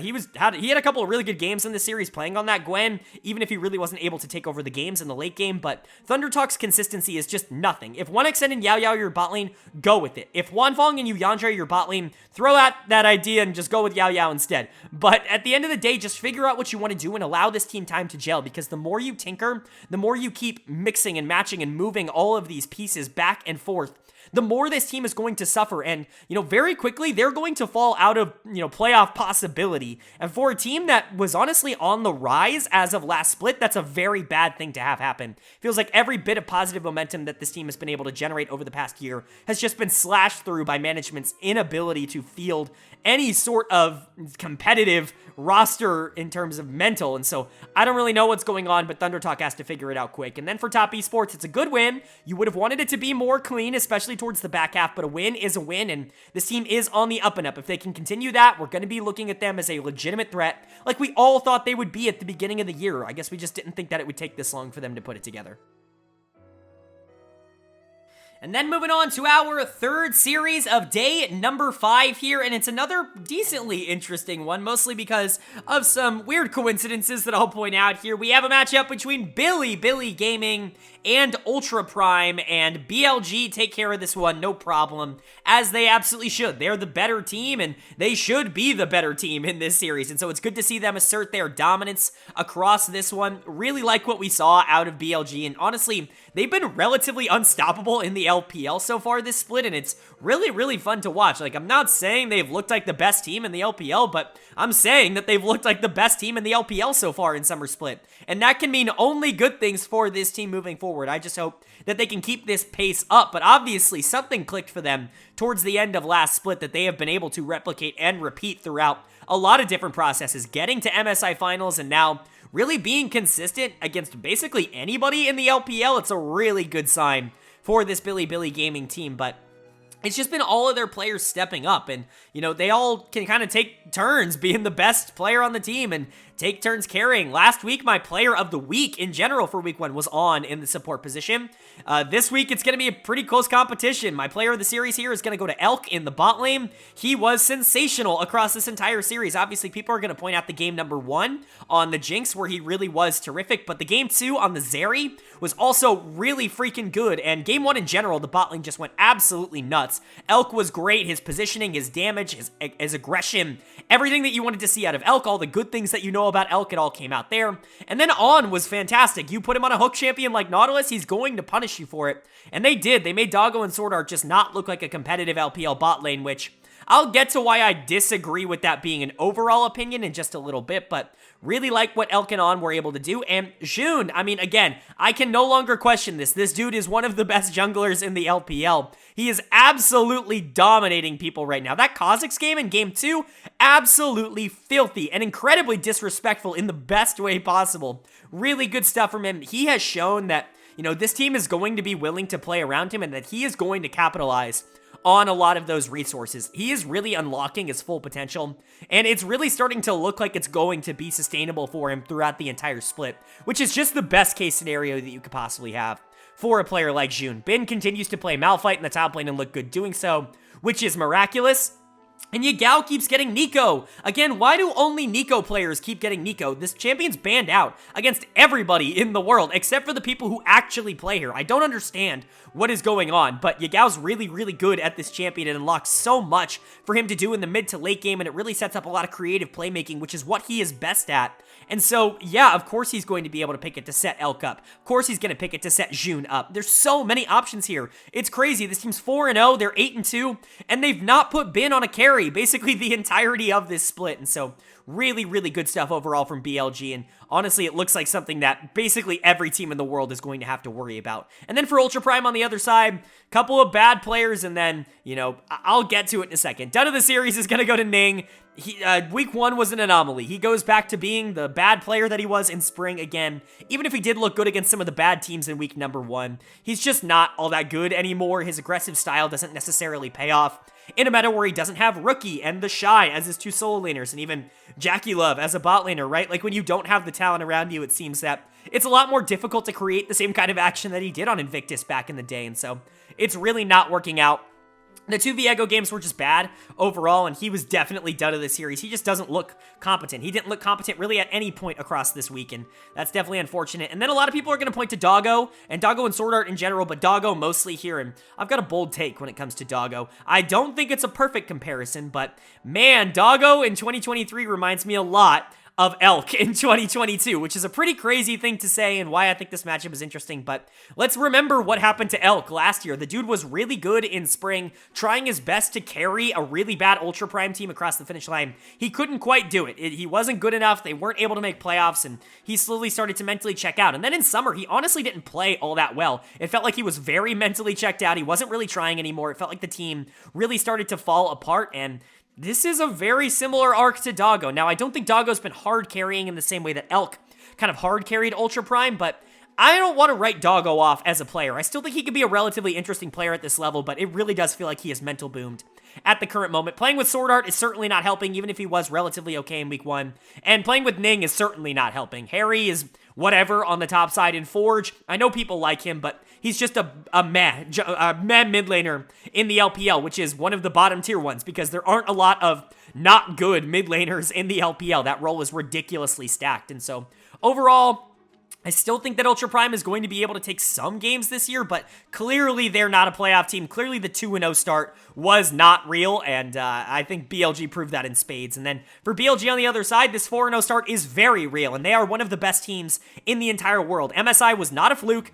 Anything that happened in playoffs was not a fluke. This team absolutely rules. June, Elk, On are playing at their best level, and Bin and Yagao are facilitating it all. Imagine when Bin can start carrying again. Yagao's, playing really well. Like, this team is exactly what it needs to be right now, and it's really showing that, they could potentially be a threat to win the entire LPL this split. Now we get to move on into day number 6 here in week 2 of the LPL. And day 6 kicked off with a pretty intriguing matchup between Royal Never Give Up and OMG that OMG is going to be able to take in 3 games. This was a super necessary win, in my opinion, for this OMG team. They've had a really rocky start to the year, and it's not really their fault. They've just had a crazy difficult schedule, basically getting all of the threats out of the way to start the year for them. They've already had to face a lot of the best teams in the league, and they're able to come out 2-2 with it, which is a pretty good way to end out the first couple of weeks of the season, especially in this super condensed schedule. And I think this series in particular against RNG was a lot of fun to watch, and there were a lot of positives to take away from this in their favor. Obviously, some in favor of RNG as well, but, we'll go ahead and talk about OMG first and foremost. Player of the series for me is going to go to Shanji. This was really not a difficult decision. You can't give him Rumble, man. You just can't give him that champion. It's not fair. He's going to absolutely obliterate you if you hand that over, and apparently RNG forgot the memo because they got Rumble in game number 3. Shanji was able to completely destroy laning phase and absolutely obliterate team fights as well. He's just a completely different player on that champion. Not only on that champion, obviously, he has shown that he can play a lot more, but anything that can be aggressive in that same manner and can be very team fight oriented, I think Shanji plays at a very high level. We've seen it similarly with the Cassante for him. Anything that can make that big of an impact in a team fight, he is going to use absolutely to his advantage. And it's not like he was going up against some scrub top laner in this series. He was going up against Breathe, who just absolutely popped off in RNG's previous series and is one of the best top laners in the region. And so, good stuff for Shanji. He's basically solidified himself, in my opinion, as one of the best top laners in the LPL. I don't even think it's really all that up for debate anymore. And it's really good to see him probably be the best player on this OMG team continuously, which is a pretty massive positive, I would say, for them overall. Unfortunately, not only are they going to have the player of the series, they're also going to have the dud of the series on their side, though, because my dud of the series is going to go to Cream in the mid lane. As much as I love him as a player, I got to point out when he isn't playing particularly well, and he had the worst individual game, in my opinion, of anybody in this series. In game number 1, obviously RNG is able to take a game in the series. It's the first game of the series that they're able to take, and that Akali game from Cream, a champion that he's actually super good on, super practice on, very well known for. It just was not it. That was not what you wanted to see coming out from OMG. Certainly wasn't what you wanted to see from Cream, and you know, we know he can be a little bit feast or famine. He can be a little bit hit or miss every once in a while, so I don't want to overreact, but you know, I'm starting to fall off the Cream bandwagon a little bit, which is crazy to say because I do think he's one of like the original channel darlings, if not the original one. Him and Zeka very much felt like the original channel darlings for me on the Super K-Man Rocks channel here, but you know, Cream's a good player. I think he's kind of settled into his role though as a top, you know, 6, 7, 8-ish mid laner, which is still really good in this region, but I always said he had potential to break out as like a top 2 or top 3 in the region. I'm really not sure he's ever going to hit that potential. I think the feast or famine-ness of his playstyle is just a little bit too much. Obviously, people talk about his champion pool, but again, there's so many assassins that he can play that you can't ban him out, so what's really the problem? But if he starts to falter on picks like Akali, that's definitely going to be a little bit of a warning sign that things might not be moving in the direction that they want. And then, obviously, Abel actually had a pretty good series as well. I would argue that this is his best series of the year up until this point. He had been a little bit of a weak link for OMG in their previous series. His over-aggression definitely getting punished by good teams, but he kind of reeled it in this one, and I thought he definitely played a lot better. Aki and PP God are fine. Aki certainly hasn't been the player that he was in spring so far, but I still have some potential that the talent's going to be able to figure that out and he'll be able to break through. It just hasn't necessarily been the case through the first couple of series, which is definitely a little bit noticeable, but outside of that, OMG is still a good team. They've just run into a lot of other good teams at the beginning of the year. And then RNG on the other side, they're fine. Honestly, they're a decent team. They're certainly not a complete pushover, because OMG did take quite a bit to beat them, and I think that's a good sign. No dud of the series on the side of RNG, because I really don't think any of them played all that bad. Breathe had a pretty bad game number 3, but he still made some plays, and honestly, I thought he was okay throughout the rest of the series. Wei was fantastic in game number 1. Can't give him dud of the series. And Tongyuan, LP, Lumao, all played really well. Lumao was actually really good in this series. I've seen a lot of people say that he's washed, that he doesn't deserve a spot in the LPL. I couldn't disagree more. I've always been much higher on Lumao. I think he's right up there with players like Iwandi for veteran presences that do actively contribute quite a bit to the team that they're on. And I think especially on this young RNG team with Tongyuan and LP kind of being these new players that you need to get acclimated, having someone like Lumao, who has kind of played at every level of competitive, I think is a really big positive for them, but nobody really made any major mistakes on the side of RNG. They just kind of got outskilled, especially by Shanji towards the back half of the series, but even Abel, I think, really stepped up, and so it's hard to blame RNG, but overall, I think they are one of the weaker teams that I would consider playoff caliber. Again, right now, it very much feels like there is about 9 playoff caliber teams, and RNG might just be at the bottom of that list, but that's not, you know, a major insult to them, because I do think that they are a playoff team, and this is a team that is just a couple of minor adjustments away from being able to figure something out and going a lot further up in those power rankings. But you would have loved to see a win here over a team like OMG that might not have the confidence that they had just a couple of weeks ago or a month or so ago, and unfortunately they just weren't able to do it. They still have a little bit of ways to go, but this is a pretty decent team. And then for OMG, I can say similar things. They're maybe not one of the best teams in the entire league, like maybe not a top, 3 or 4 team, but top 6 is super reasonable for this roster, and I think their slow start is definitely more due to their schedule than due to their talent level. Shanji's a beast. Aki is someone who is going to be able to take advantage of players who are worse than him. I have more faith in Cream being able to bounce back, and Abel seems to be getting into form. At least he was in this series. So there's a lot of positives to take away from OMG. You're just hoping that they're going to be able to keep up some of those positives rather than revert back to some of the negatives. Now moving on to our second series of day number 6 here, and it's another rather intriguing one. I think I definitely know which way I would lean here in terms of favorite, but I think the community could see differently. We have a matchup between Team WE and Invictus Gaming, and WE continues their undefeated streak here at the start of the split. They pick up another win here without dropping a single game. That's 6-0 to start the year for this WE team, and they look pretty darn good doing it. I know they haven't had the strongest schedule in the world, but what I think they've proven over the first couple of games is that they really are better than the middle tier of teams here in the LPL. They can consistently beat teams like Invictus Gaming, and they don't really struggle all that much. The addition of Cube has given them a lot of stability on the top side that's really allowed a lot of the rest of these players to find the best versions of themselves, and there's no one who embodies that more than Shanks in the mid lane, who's going to get another player of the series. That's 3 series for WE, 3 player of the series for Shanks. If he doesn't quit it, he might be in the MVP conversation quicker than he can expect. He's been awesome at the start of the year. He's been someone who's been very good for WE for quite a long time. Someone who always struggled transitioning his leads into the late game, at least early on in his career. It's something that I think he's really gotten a lot better at over the course of the last few years, and now he is the lifeblood of this team, the one that is really pushing them forward into being one of the most interesting teams in the LPL at the current moment, and undefeated through their first 3 series. So big stuff from him. His game 2 on the Jace was absolutely astounding. Couple of mistakes on the Gragas in game 1, but he did make the all-important pick towards the back half of the game that did end up winning them the game in the end, and so you gotta give him a lot of credit for that. And then obviously the Jace game in game 2 was just fantastic from start to finish. He was dealing a ridiculous amount of damage in that game and just causing massive issues for Cryan, who was picked off over and over and over again. We'll get to him in a bit, but Shanks was awesome. And if he keeps this up, if he continues to be a massive positive force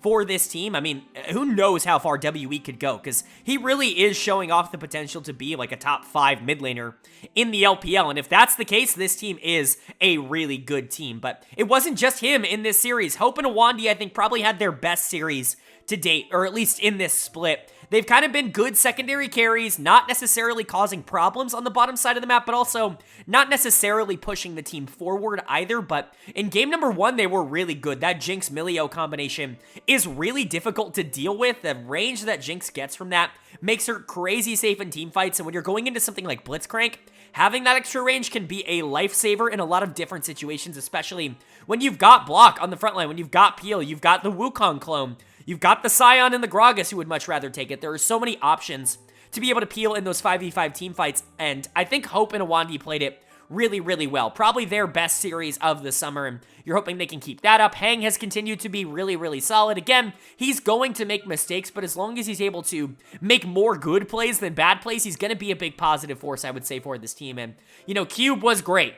He was in tank into carry matchups, as you kind of get with Invictus Gaming a lot of the time, but he didn't give over a lot. He knew that all he needed to do was not give You Should Know Me gold, and he didn't do that. He forced You Should Know Me to try to get those resources elsewhere on the map, thereby sacrificing a lot of the lead he was able to generate in the top lane in the first place. And so, really good stuff overall from WE. It feels like a very complete team right now. I'm not saying that they're going to be a top, 4 or 5 team in the league, but they feel like a top, 6, 7, 8 team in the league right now. I think that's a very realistic thing to be able to say for Team WE, and that's just such a huge improvement. Remember, last year at this time, this team was right at the start of going on to their winless summer split, and so to see them now at number 8, it's just such a huge improvement. But for Invictus Gaming over on the other side, this team has some major issues that they're going to have to figure out. You Should Know Me is back in the top lane, but like I said earlier, it's not really that much of a game changer for this team. As much as the hype train has kind of started rolling on You Should Know Me, he's not consistent at all. In fact,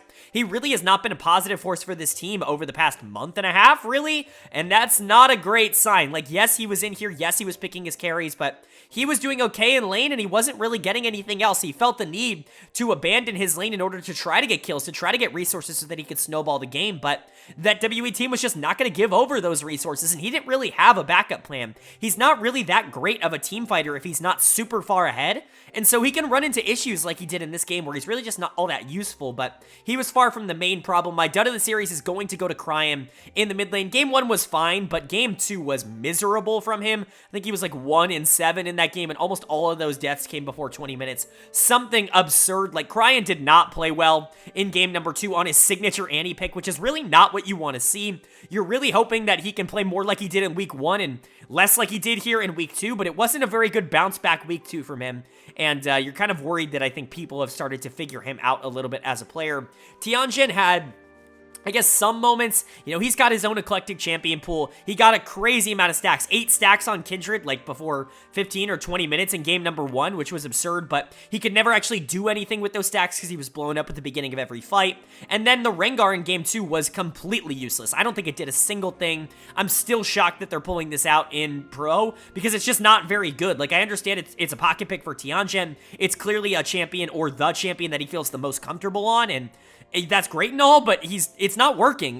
This champion is not made for pro play. You've got to be so much better than your opponent to be able to pull Rengar off, and it just isn't going to happen on this team. Tianjin is not the kind of player that can pull it off, and this team is not the kind of team that can facilitate a Rengar, and so really don't like that decision. Wink continues to not be great. On has moments of dealing damage on the Aphelios, but there's only so much he can do when the entire team is behind, and so IG's just not looking all that good. If you don't get the top side of this map figured out, like if Cryon isn't what he was in week 1 and is actually a lot worse, and Yushinomi continues to not really be a factor, this is not the 11th best team in the league. They are much, much worse than that if that is the case, and so it's going to be interesting to keep an eye out for them, but really not encouraged by what we saw this week from them. And then for WE on the other side, really good stuff. Again, I've been very positive about this team, and I'm going to continue to be until they give me a reason not to be.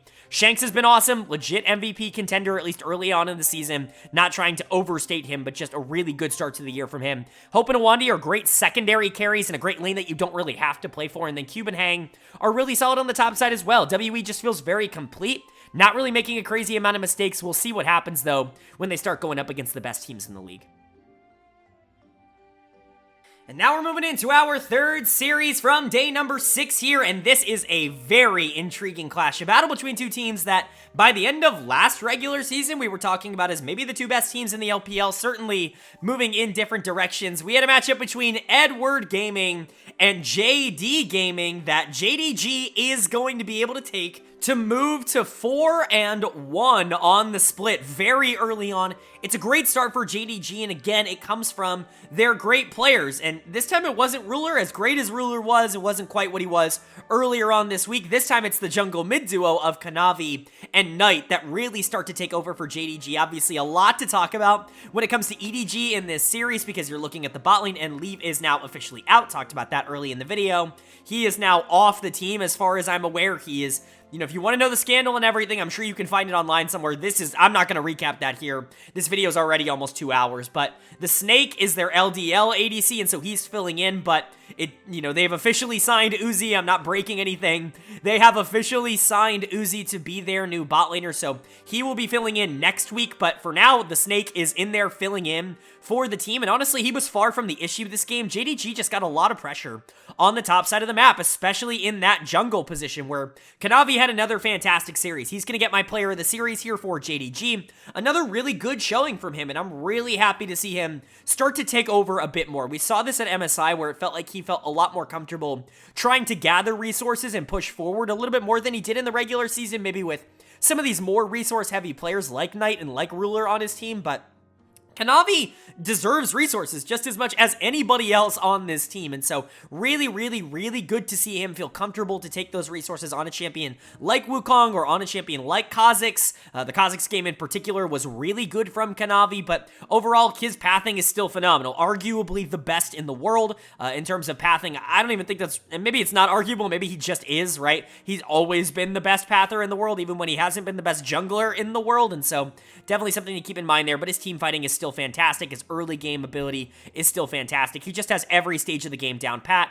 And you could say a very similar thing for Knight. I know a lot of people criticize him for not necessarily being a quote-unquote team player, but again, those people don't watch Knight play. Clearly, there's no way you could watch him play and say that he is not a team player, say that he is someone who takes too many resources and isn't a winning player. That's just an absolutely absurd thing to say. That is clearly not the case, because Knight is incredibly good there in the mid lane. He had another really good one, especially on that Ahri in game number 1. I love him on playmakers, somebody who can roam around the map, doesn't necessarily need a ridiculous amount of CS, but still has inherent lane pressure and then gives them the priority to be able to make a lot of crazy plays. He's really good on the Nico as well, and so just overall a lot of positives for this jungle mid duo. And again, if those two step up and continue to be a massive positive, it's going to be very difficult. If you get two major step ups from basically anybody on the side of JD Gaming, that's going to be better than pretty much every team in the world, and so very difficult to deal with that. Ruler and Missing were still really good in this series, although you know, they were going into a relatively inexperienced bot lane. I don't think that the Snake and Mako were bad. We'll talk about that in a bit, but Ruler and Missing were definitely slightly better.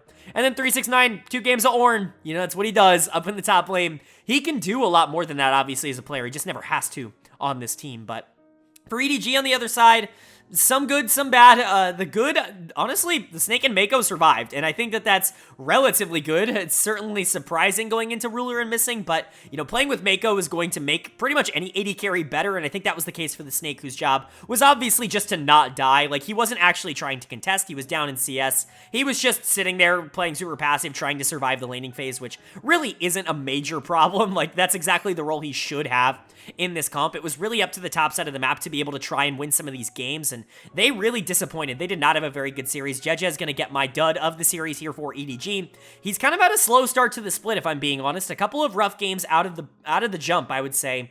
Not that anybody on EDG has really looked all that good in summer split so far, but I think for Jeje in particular, it's been relatively concerning. Obviously, I've been critical of Leave and his ability to, you know, continue to make EDG look like a good team, but Jeje has really not been good either, and so that's something I think you're really hoping they can step up. Fofo was major outclassed by Knight across this entire series. Again, not that that's entirely surprising, but Fofo was actually holding his own against basically everybody in the league in spring, and so a really rough series from him, and Ale just didn't contribute in anything as the Cassante, which is always going to be relatively rough. So overall, not really a lot of like great positives for EDG. More negatives than positives, in my opinion, and that's definitely concerning. I don't want to overreact to a team that doesn't have their lineup in, but it's the players that are staying that weren't necessarily playing all that well and kind of caused EDG to lose this. And so, you know, you never really know what kind of consistency things are going to bring once you get a new member in. But for now, I'm actually starting to get very concerned. And if Uzi doesn't come in and like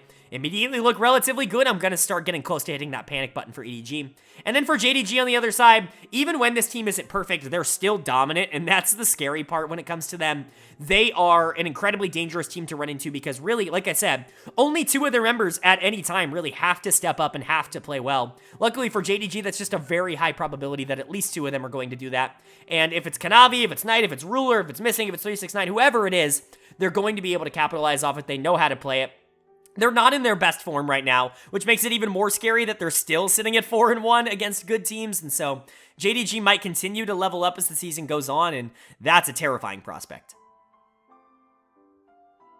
And that's going to bring us to our 7th and final day of Week 2 here in the LPL. I really do appreciate you guys sticking around if you have. I'm going to try to make this under 2 hours. We're getting dangerously close, but I'm going to try my best. It might be just on the money. So let's go ahead and get into our first series of day number 7 here. And it's a battle between FunPlus Phoenix and LNG Esports that LNG is able to take, which is massive. Again, you don't want to be going down to a team like FPX, who isn't even really in their best form at the current moment, but LNG could very much say the same thing. They have not been in their best form to start this season. They certainly have not looked perfect, but this was the kind of bounce back series that I think this team needed to get some confidence back under their belts, and so really good stuff overall from them. My player of the series is going to go to Gala in the bot lane. He was just so important towards that game 3.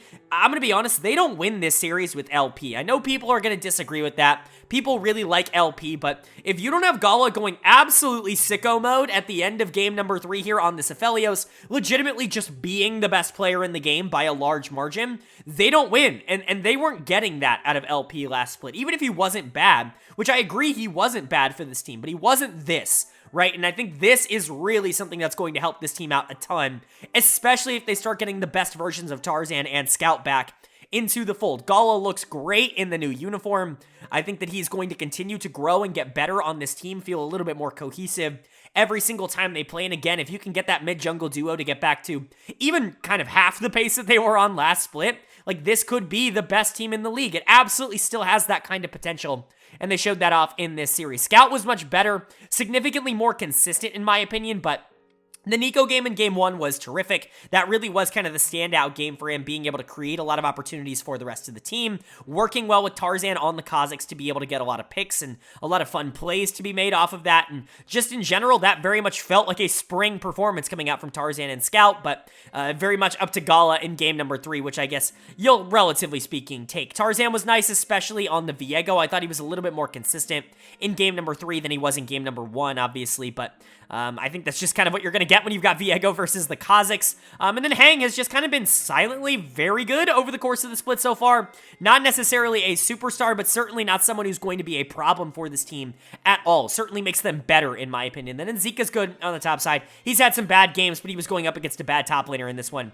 And he definitely looked like the better player, albeit playing 3 games of Sion. But overall, it's really hard to feel bad at all about anything that happened to LNG. They were kind of, you know, a little bit up and down in game number 2, but they got a lot of their shit together, and I think they looked good. As for FPX on the other side, they're who we thought they were. Honestly, I have been relatively impressed by LWX over the course of this split so far. It feels like he's kind of gone a little bit back and forth in terms of the career arc. I was super high on him in spring of 2022, super low on him by the end of summer 2022, didn't feel like he improved all that much in spring of 2023, and now it feels like he is starting to get back to that form in summer of 2023. So just a little bit of back and forth coming in from LWX. I think playing with Chocho definitely helps, who I think is a good support. And I definitely think, you know, getting that Yuumi was really important in game 2.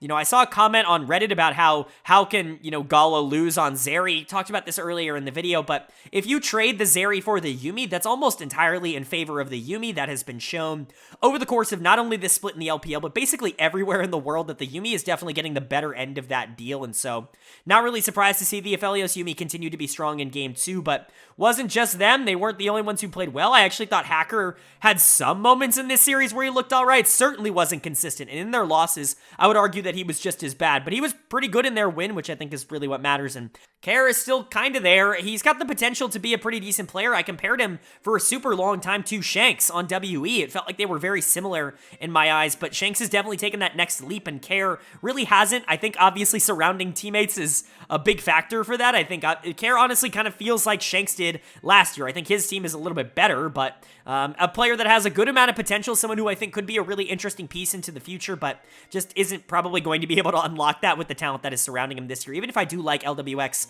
and Chocho as like a decent bot lane, I don't think they're elite, but they're a decent enough bot lane. This top side is just too disastrous. Dud of the series is going to go to Zhao Laohu on the top side. He just makes so many bad plays in this series. He was not good on Gragas. Like, they picked it twice in this series, and he never once looked comfortable.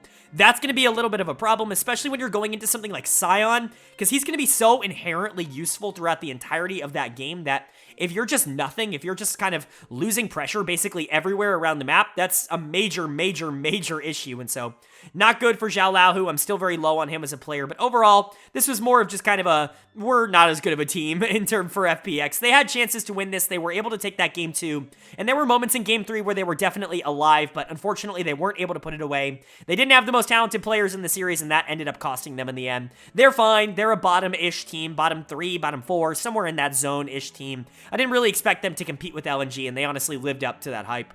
As for LNG on the other side, you're starting to see the pieces come together. It's certainly not a completed puzzle yet, but you're getting an idea for what the picture is supposed to look like, and I think that's a really important thing. You've got a relatively short regular season here, but a lot of games packed into a short amount of time. You're going to have to figure out whether or not you can make this work relatively quickly, because you don't want to wait too long and get too far behind in the standings. It's nice to be able to pick up this win, but the consistency is going to have to get started somewhere.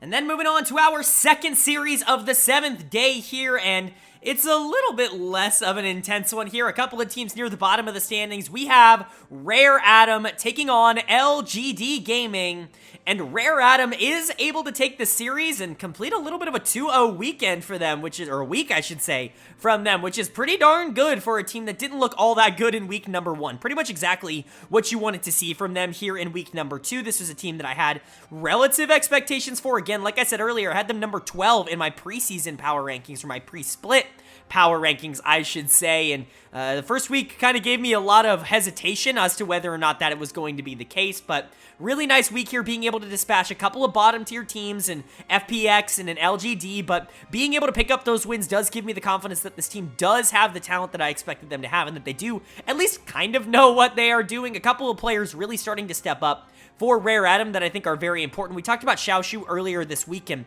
trust me, we will talk about him again here, but I gotta give player of the series to Feather in the support position. Some fantastic Rakan games coming out from Feather, and honestly, as much as I like Strive and Xiaoshu, like, Feather is gonna be making a case to be the most interesting player on this team if he keeps going. I actually kind of liked what I've seen from him throughout the early part of this split. I think he's someone that could continue to grow into a genuinely decent LPL support, which is very, very good for Rare Adam. Obviously, they made the choice to start him over Baolam, which I think, obviously, in hindsight, was a really good decision. They clearly knew what they had in him, but he's been really good to start the year, even with Assume being a little bit less than ideal to start the split. A couple of times just getting caught out in team fights for no reason. Not nearly as egregious in this series with that, but something to keep in mind. In general, he still led the team in deaths. Feather, I think his engages were so spectacular on the Rakan and so consistent to be able to set up for Xiaoshu, who we'll talk about in a second, or Leon on the Kazakhs, or Strive on the Ahri, to really be able to unlock them. I think it was really, really good stuff coming out from him, and if Feather can be kind of an interesting player, that's a little bit of a sneaky three-headed monster on this team with Xiaoshu, Strive, and Feather. You know, assuming that Leon doesn't have a good game, or that Assume doesn't get his form back.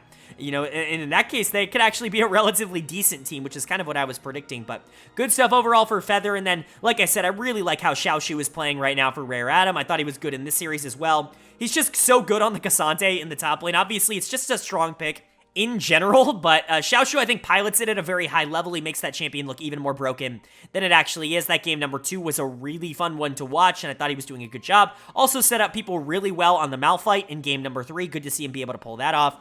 Leon with 3 really aggressive picks and 2 really good games of Kazakhs. It's what you just want to see out of Leon. When you know he's going to be able to give you that aggressive style, you just want to see it be put in a position where it can actually make the most of it.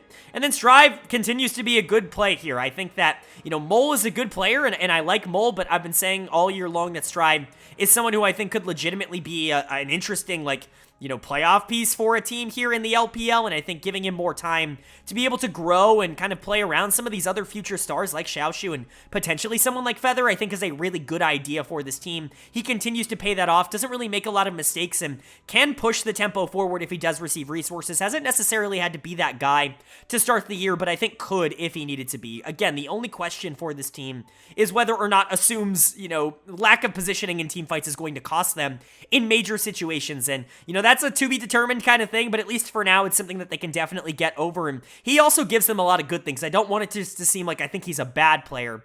I just think that he's a little bit more up and down than people give him credit for, and so overall, just good things for Rare Adam in this series, and a very pleasant win, I would say. As for LGD, man, they're best of 1 merchants, are they? They've played 5 series now, and they've won 4 game 1s and lost every single game 2 and game 3, which is absurd. You don't really see that coming very often. Not something that you see out of teams, but at least this team has some level of fight in them. I think a lot of that is Meteor in the jungle, who is a really good player, but outside of that, they just don't have a ton. Haichao actually played easily his best game of the year in game number 1 on the Ahri, which was really good to see, but he wasn't particularly useful in the 2 games to follow, and then this bot lane just continues to be a problem. Envy is back in, their big acquisition of the offseason, but I guess now we're kind of seeing why he wasn't playing. It turns out both Envy and LPC aren't very good, as Envy got completely outskilled in this game, even by Assume, who was making mistakes. Envy was making even more mistakes in this game, just consistently out of position, getting caught out. Playing Aphelios or Jinx, you gotta be careful. You gotta know what your limits are, and it just didn't feel like he knew those. Even in game 1, where LGD was able to win, I think you could make a real argument that he was one of the less important members of the team in that win, and so just a little bit of a worry for LGD. If you don't have a bot laner in this meta in particular, that's pretty disastrous, and there's really not a lot you're going to be able to do to win games because of that. So something to look out for. Outside of that, Jinzhao was fine. He's on the Lulu.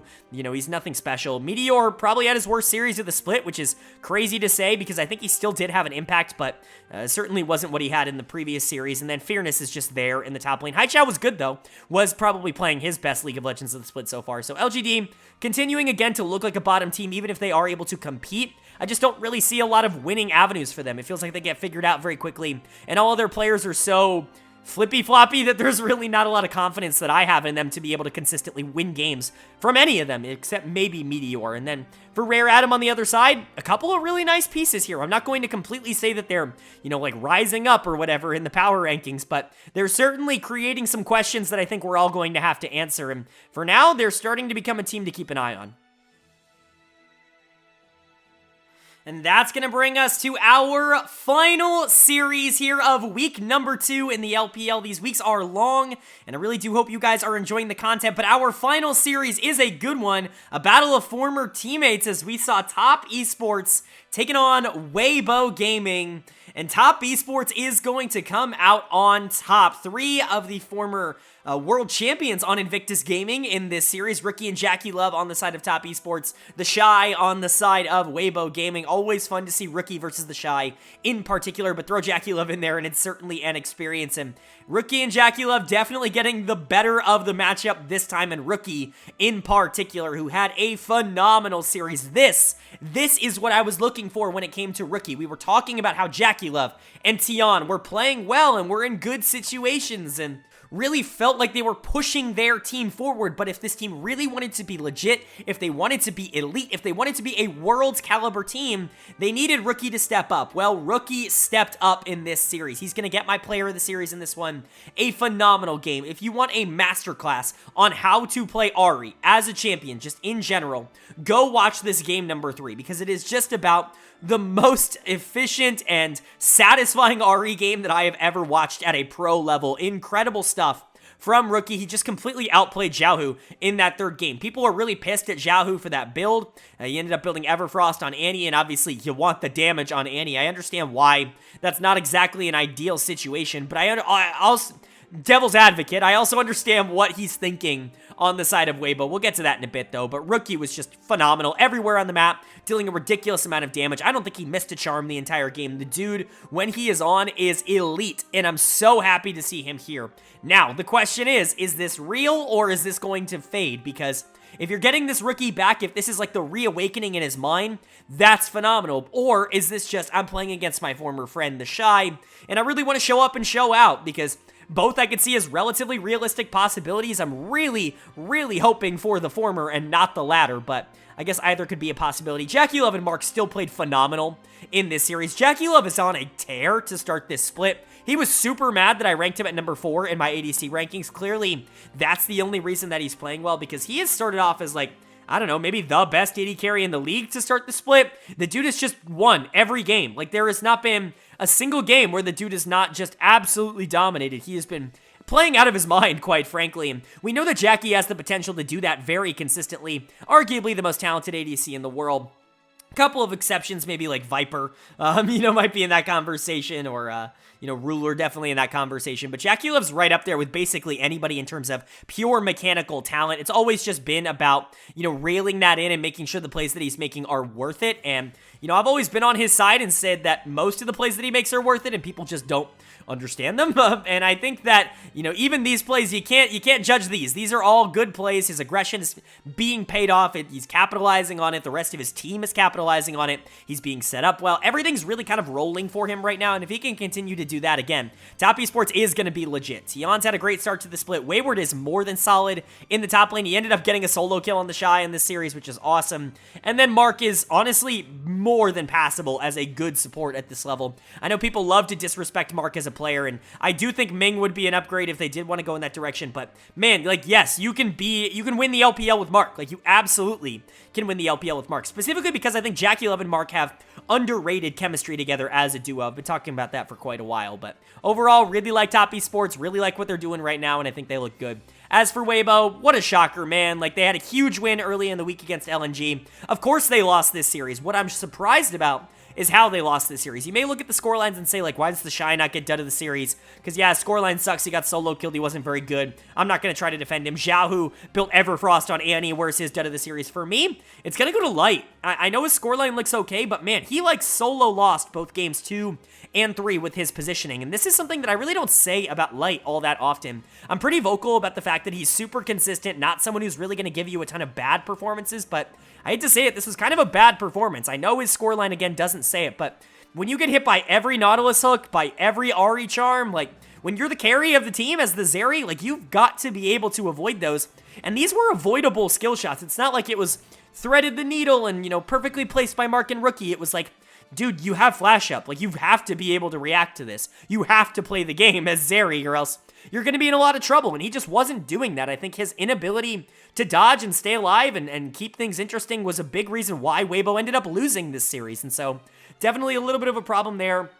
I do think Crisp actually played relatively well. Some really good engages on the Rakan, especially in that game number 1 win. I thought that was really good. And then there were a couple of other good performances. Weiwei was okay in game 1. Xiaohu did a lot of damage in game number 1, which was really good. But outside of that, Weibo is still the team that we know them to be. They're very questionable at closing games out and at being consistent. And that's something I think that's going to continue for them. They're going to be near, or slightly above 500, basically for the whole split. They're going to win the games that really matter and lose the games that they played directly after. That's just kind of how it ends up rolling with them. I don't really see any change. That's what I was talking about all week.